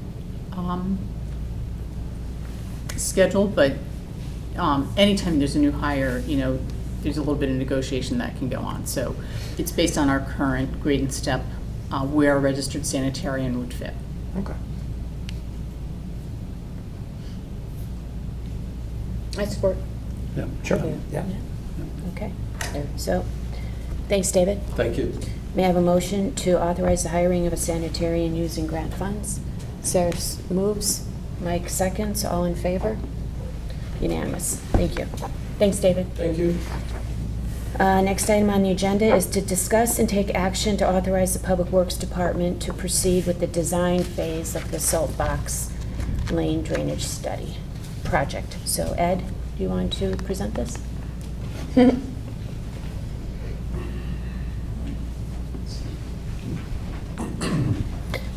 But before Ed goes, no, keep moving. You're not getting out of it, Ed. Keep moving.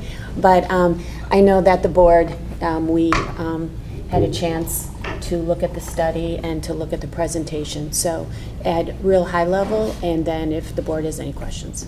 Sure. Ed Gentile, Director of Public Works. The salt box study, as you're aware, was completed earlier this year, after which time we did a public information meeting in May. At that meeting, I had received and had obtained from the consultant a proposal to do the final design. And from that point, I think we've been looking at the other studies that have been done, trying to gather information on how far this may reach with regards to funding that the town would have to put forward to accomplish many of the projects, if not just one. So at this point in time, I'm still holding that proposal. It's still a good proposal. I just spoke to the consultant. And from there, any questions that you may have that maybe weren't answered during the presentation or the public information meeting or any of the meetings that I've been at.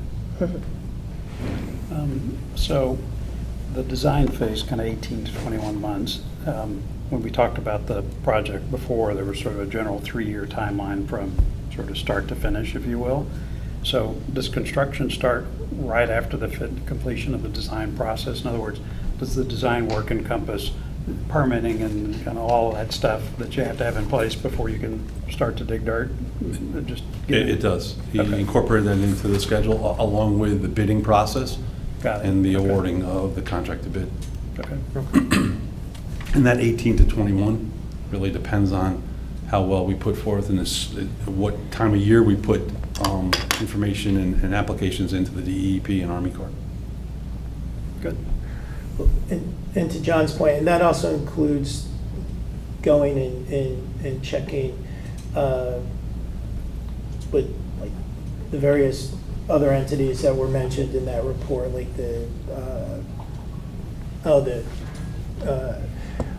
You mean the regulatory bodies? the regulatory bodies, the Utility? potential you mentioned, the basin, endangered species, and all, there was a whole list, but that encompasses. Some of these Getting applications approvals. incorporate those activities. Others are separate bodies. Long Island Sound has their own area. DEP, Army Corps, we have environmental folks here, EPC. They'll be taking a look at some of this because it goes through some wetlands in town. So there's quite a few regulatory bodies that we're ready to submit permitting to move this along. And you can do that, some of it, in the middle of the design phase, which kind of condenses your schedule. Others want to see some more detail. As you get closer to the coast, or Holly Pond's a good location to talk about, there's going to be work at that outlet that they're going to want to see some construction details. Not really high-intensity designs, but they'll want to see what you want to do there. Okay. So Ed, there's the miss-sized, I guess, pipe over at the juncture with Saltbox East and Saltbox. How are you going to address that? And first of all, obviously, solving that, correcting that, isn't going to solve this problem. Correct. Okay. So are you looking at doing any work there before, if this project is approved, before that, or are you going to wait on addressing that? I think I have to take a look at it. It's a choke point for everything that heads to Coach Lamp and upstream.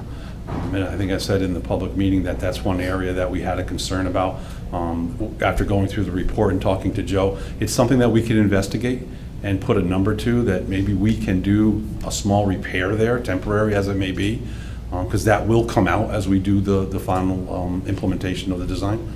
But it could alleviate some of the smaller storm backups, maybe the 5 to 10, the 10 to 25, but it could alleviate some of that temporarily until the final design and construction is completed.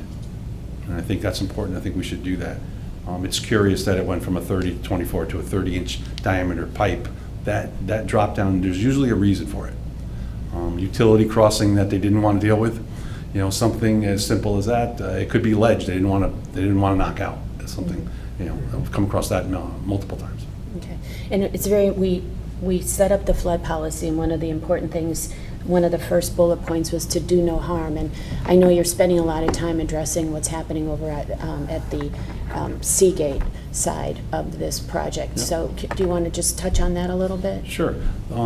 As you get across from Salt Box and across the Post Road, the piping infrastructure actually goes down Seagate and discharges to Holly Pond, but there is what they call a diversion box or a splitter box, I think is the common term, that diverts water to a small stream that crosses 2 or 3 of the properties on the west side of Seagate as you go down towards the water. There's also there's a feeder catch basin or 2 that come down, same into that stream.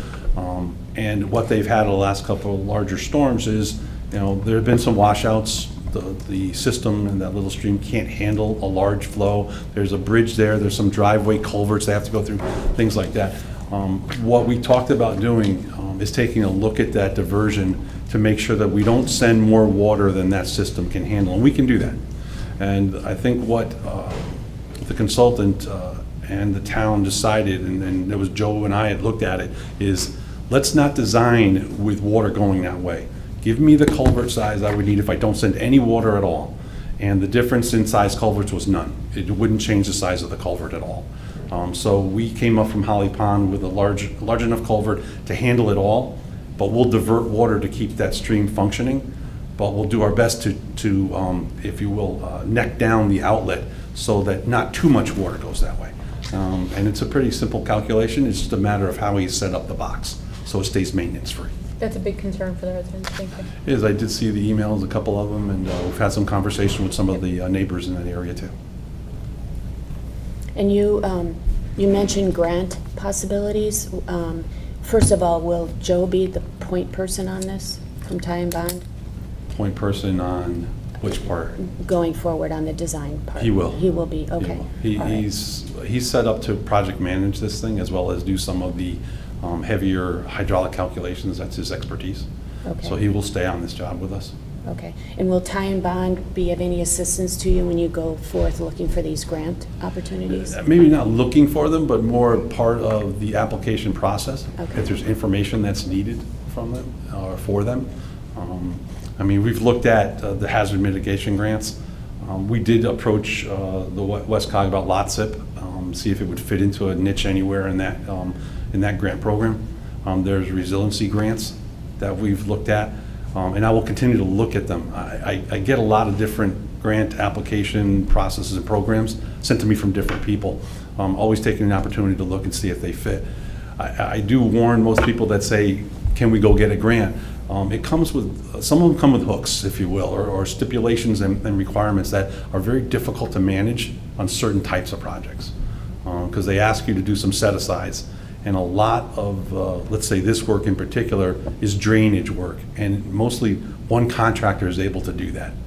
But there are smaller programs or SBEs, small business programs, that would fit the set-aside for the state that do traffic control.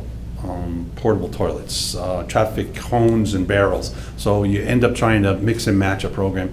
It ends up costing, I'd say, just a little bit more, but that's how you have to adjust the set-asides. And I'm finding a lot of the contractors now, some of them just don't want to deal with the paperwork. And that's where I'm running into a problem getting good contractors. So just trying to be careful about which ones we set our feet and try to go after. And then you mentioned for the I think it's 1A, your recommendation. You mentioned that if you went with that, it's a 50-year, but you basically cover 94% of a 100-year impact. Mm-hmm. So my question is, have you looked at the 25-year in the same way to see if we did the 25-year, would it actually cover 94% of a 50-year impact? With our current zoning regulations for drainage, for the area like Salt Box, which we would call a detention area or a low-lying area, we're required to design for a 50-year storm event so that the ponding there is addressed and the relief of the water happens quicker, so it doesn't back up and cause flooding. So the So 25 the years 25 not wouldn't even an wouldn't meet option. our zoning regs Right. for this. And then do you want to talk a little bit about the pond that's no longer there, and if you looked at that as a detention basin opportunity, and is that a deep problem? Is it, deep as in? It would require some type of a deep application for it. Right. It used to be a pond, now it's a wetlands. The additional volume that you would obtain from that area, it's already used. The water goes there now and drains from there. So it would require us to remove more soil to create a deeper, and then there's groundwater you have to deal with. So once you get into groundwater, that's volume you don't get. Right. So we can't build the size of the pond, if you will, higher, and we can't go very deep. So I don't see a benefit for using that area, and neither did Joe when we talked about it. Okay.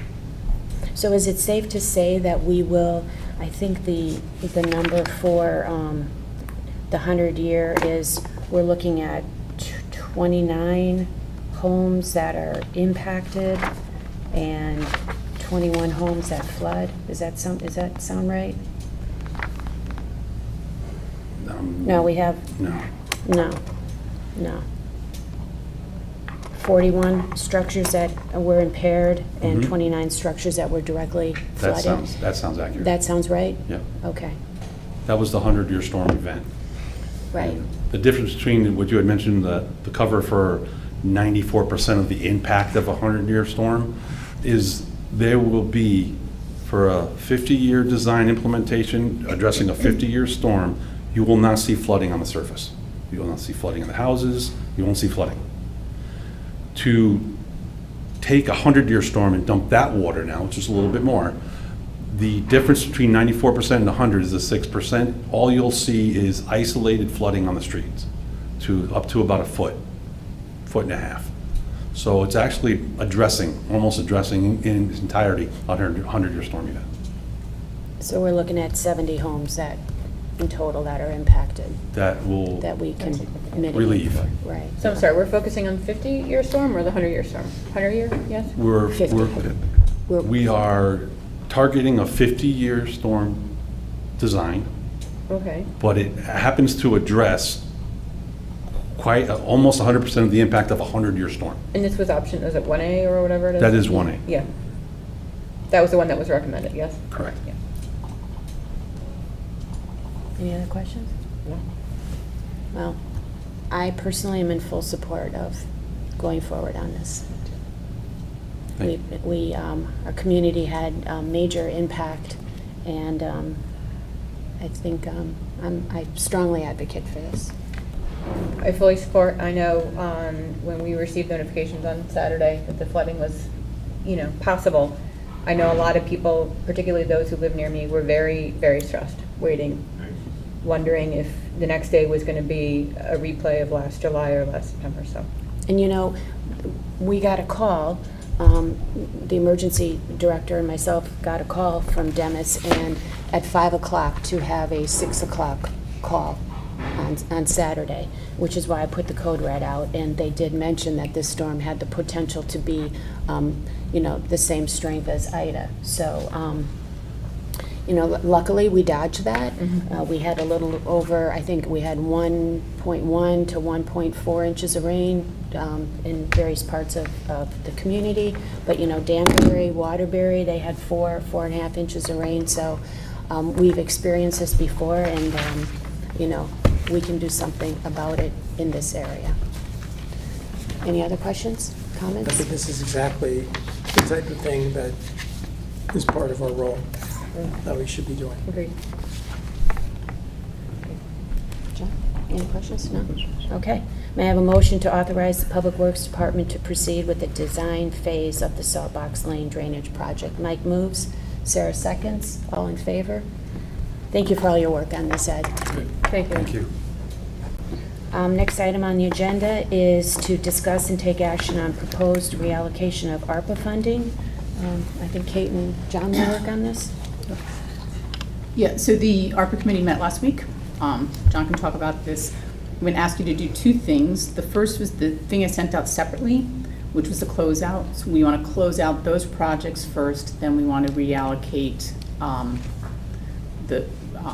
reallocate to existing projects and a few new. So, John, I don't know if you want to talk about. Yeah, so just as a reminder, the ARPA funding that came our way was $6,308,885. And so the ARPA committee met and allocated that money to a whole lot of projects. And so now time has passed and a few things that have happened. One is some of those projects have in fact closed out and they're done. Not big dollars for the ones that are actually finished, but some residual money to reallocate. Some projects don't have enough money and they need some funding to be completed. And then we've got a couple of big projects that are flood related where we allocated some money. And a problem we're having with that is that ARPA money is time limited. We've got to get it spent by the end of 2024. And there's a chance that these flooding are committed by 2024. And so there's a chance that these projects are not going to be finished or would not use the money in time to meet that ARPA deadline. So what we want to do is we want to pull money out of those drainage projects. We want to reallocate them to things that are actually going to happen. And then we'll cover the financial needs in those flooding projects through bonding or whatever the Board of Finance decides. So in summary, we've got about $2,400,000, call it $2,402,990 in project closeouts, which includes the projects that are closed out. It includes the reallocation of the flooding money like I described. In addition, we still have $121,000 in ARPA contingency funds that are sitting there for a total of $2,524,000 in ARPA funds that we need to do something with. Okay, so now what do we do with those funds? So what Kate in her attachment is proposing is the first allocation of those funds, if you will, and this is the allocation of funds to projects that are short on funding. So that's the $495,000 that you see in this schedule. So you can see the list of projects there, but our website upgrade, Battle Court at Wheat Beach, auditorium upgrades, all that's listed out. These are projects that we put in the ARPA schedule, but they're coming up short. We didn't allocate enough money. And so this $495,000 out of that $2,524,000 is intended to fund that. The ARPA committee is going to meet again to figure out what to do with the rest of this money, and that'll be kind of the next phase of the discussion. But so where we are right now is we need to move money out of these projects to get to $2,500,000, which will actually take our contingency up to that number. We're going to pull $495,500 to fund these projects that are short, and then we'll be left over with, call it a little over $2 million, and we will figure out what to do with that next. If I could add two things. Two of the items on the list for today are actually items that were funded by the general fund budget. And what we're recommending, the two cars, the fire marshal's vehicle and the fly car, what we're recommending is rather than funding through the general fund budget, free up those monies and use ARPA. The ARPA committee also did pass a motion on certain projects that we have not been vetted, but that we believe are going to need money, that will come to the Board of Selectmen. Some of them probably in the near future, maybe August on the Public Works Garage, but those were additional landscaping at Highland Farms, the Norton Heights Firehouse, the ramp, or the wall that needs to have worked on, the Public Works Garage, and there's one that I'm forgetting. But ones that we know exist but have not been vetted by any board or committee. So as we get those numbers in, we'll be bringing them to you for your recommendation to bring those forward to the Board of Finance for allocation. So the committee's very thoughtful. I think we'll get this reallocation done, and we will, of course, bring it to this board and let everybody kick the tires before we make any decisions on it. But it was a thoughtful discussion. Is it the same group of folks that were on the committee from last time? It's modified a little bit. It's modified because some people, like the representative from F&B, is no longer on the RTM. So Jack Davis has taken her place. And we had a member of the Board of Finance, had a member and a designee, and one of those people has been replaced by another member of the Board of Finance. So virtually the same. I have to tell you, I was stunned when I got Kate's email last week that $2.5 million that we have set aside has not been spent. I admit that I have not been following and asking for regular updates as to where y'all are with the spending on those. and I'm appreciative that the ARPA committee will be meeting again to determine what to do with it. My question is, the recommended reallocation list that you have, were any of those items somewhere on the original discussion for ARPA funds 2 years ago? They were all on the list. All of them were. The two that are in the cars were not, no. Okay. But one of the biggest things that has happened has to do with the drainage. That's where we put a lot of money from ARPA. And Which I support. I just want you to understand, yeah. Right. So understanding that we not only have to have the funds committed by December of 2024, we have to have them spent by December of 2026. So using Salt Box Lane as an example, we're not going to be in a place to commit to a vendor to do the work of Understood. construction by December. So Understood. that's where those big numbers are coming from. It's the 2 drainage projects that we had allocated money for, thinking that we could be much further into the projects.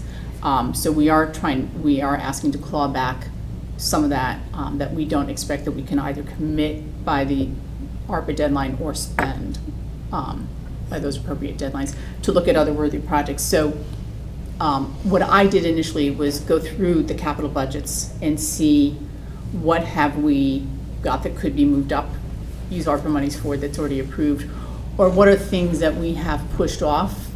People requested it in the fiscal 24 budget, but we pushed it off to 25 to take a look at those. And honestly, as we sat here today, listening to some things, I've got a couple more ideas of things that we could maybe use the ARPA funding for. I apologize, I don't mean to interrupt you. I've got to leave. I'm supportive, obviously, of this change. But again, the money that this is just a reallocation to make sure we don't run into a timing issue and lose the money.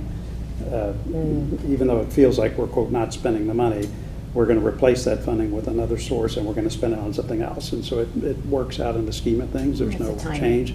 It's just a timing issue to keep out of trouble in that regard. So apologies, I've got to step out. Thanks. Thanks, John. Thanks, John.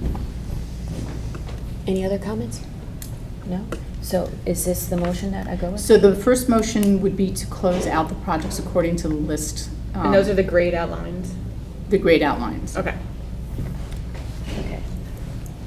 So may I have a motion to close out per the report? Close out per the report for the ARPA funding. To be reallocated. To be reallocated. Mike seconds. All in favor? Unanimous. Marcy moved. Yep. And then the second motion is now the reallocation of that $495,000. Okay. May I have a motion to authorize the reallocation of the $495,000 for the ARPA funding? Marcy moves. Mike seconds. All in favor? Unanimous. Okay. All right. Okay, and then old business was discuss and take action on a request to amend a revocable license agreement for the Grove Street open space. This item was withdrawn from today's agenda, but we expect it to be on the agenda in the near future. Next item on the agenda is to discuss and take action on a request to transfer $17,595 within the Risk Management Department, and I think Jen's going to cover this. Good morning again. So this is not unusual. Usually, end of the year, we have to move some money around within our risk management fund. We estimate at budget time what our renewals will be for workers' compensation, property insurance, cyber and excess liability, and sometimes we're over and under on different ones. So what we're looking to do here is we were under budget on workers' compensation, and we're looking to transfer $17,595 from workers' comp to other various risk management budgets that were over budget. The three main causes for our overage are the LAP policy, which renewed at 5.4% over the 22 premium. We had assumed a 3% increase. Cyber, which we had talked about earlier, where we had assumed a 23.38% increase based on history, and the actual was a 58.67% increase. And then our excess liability, again, was budgeted based on historical increases at 21.5% and actually came in at 24.7%. So cyber was really the big driver. That was about a $6,500 impact. And then looking ahead to '24, I think we're going to be in a better position because we did assume 5% for lab, 50% for cyber, and 25% for excess liability. So Jen, if a big driver on the cyber was the authentication, and we do that, you're still expecting a 50% bump next year? Well, we've already set the budget. Yeah. So if the multi-factor has a big impact on it, we could see that the renewals come in less than 50%. Okay. If we can get those in time and. But right now, the renewal's in, because our coverages typically run July to June. So we already know that the increase is significant. Once we get the MFA in place, we'll go back to them and ask for them to redo it, re-quote. Right, okay. Okay. Any questions for Jen? No? Nice to see that there was a decrease in workman's comp. I always like to see there's not a lot of claims, right? And Jen, there was a decrease in flood insurance, which strikes me. How does that? I'll defer to Kate on that one. How did that happen? It had to do with how they classify the properties. Good. Okay. Well, we'll take the win. We will. Okay. If there are no other, is there no? Okay. If there are no other questions, may I have a motion to approve the transfer of $17,595 within the Risk Management Department? Sarah moves, Mike seconds, all in favor? Unanimous, terrific, thank you. Thank you very much. Next item is to review and approve the minutes of the July 3rd, 2023 regular meeting. Any questions, comments, additions? Seeing none, may I have a motion to approve? Marcy moves, Mike seconds, all in favor? Terrific. Last item is agenda review. Are there any topics board members want to see on a future agenda? Okay. Seeing none, may I have a motion to adjourn? Marcy moves, Mike seconds, all in favor? Thank you. Thank you, everyone.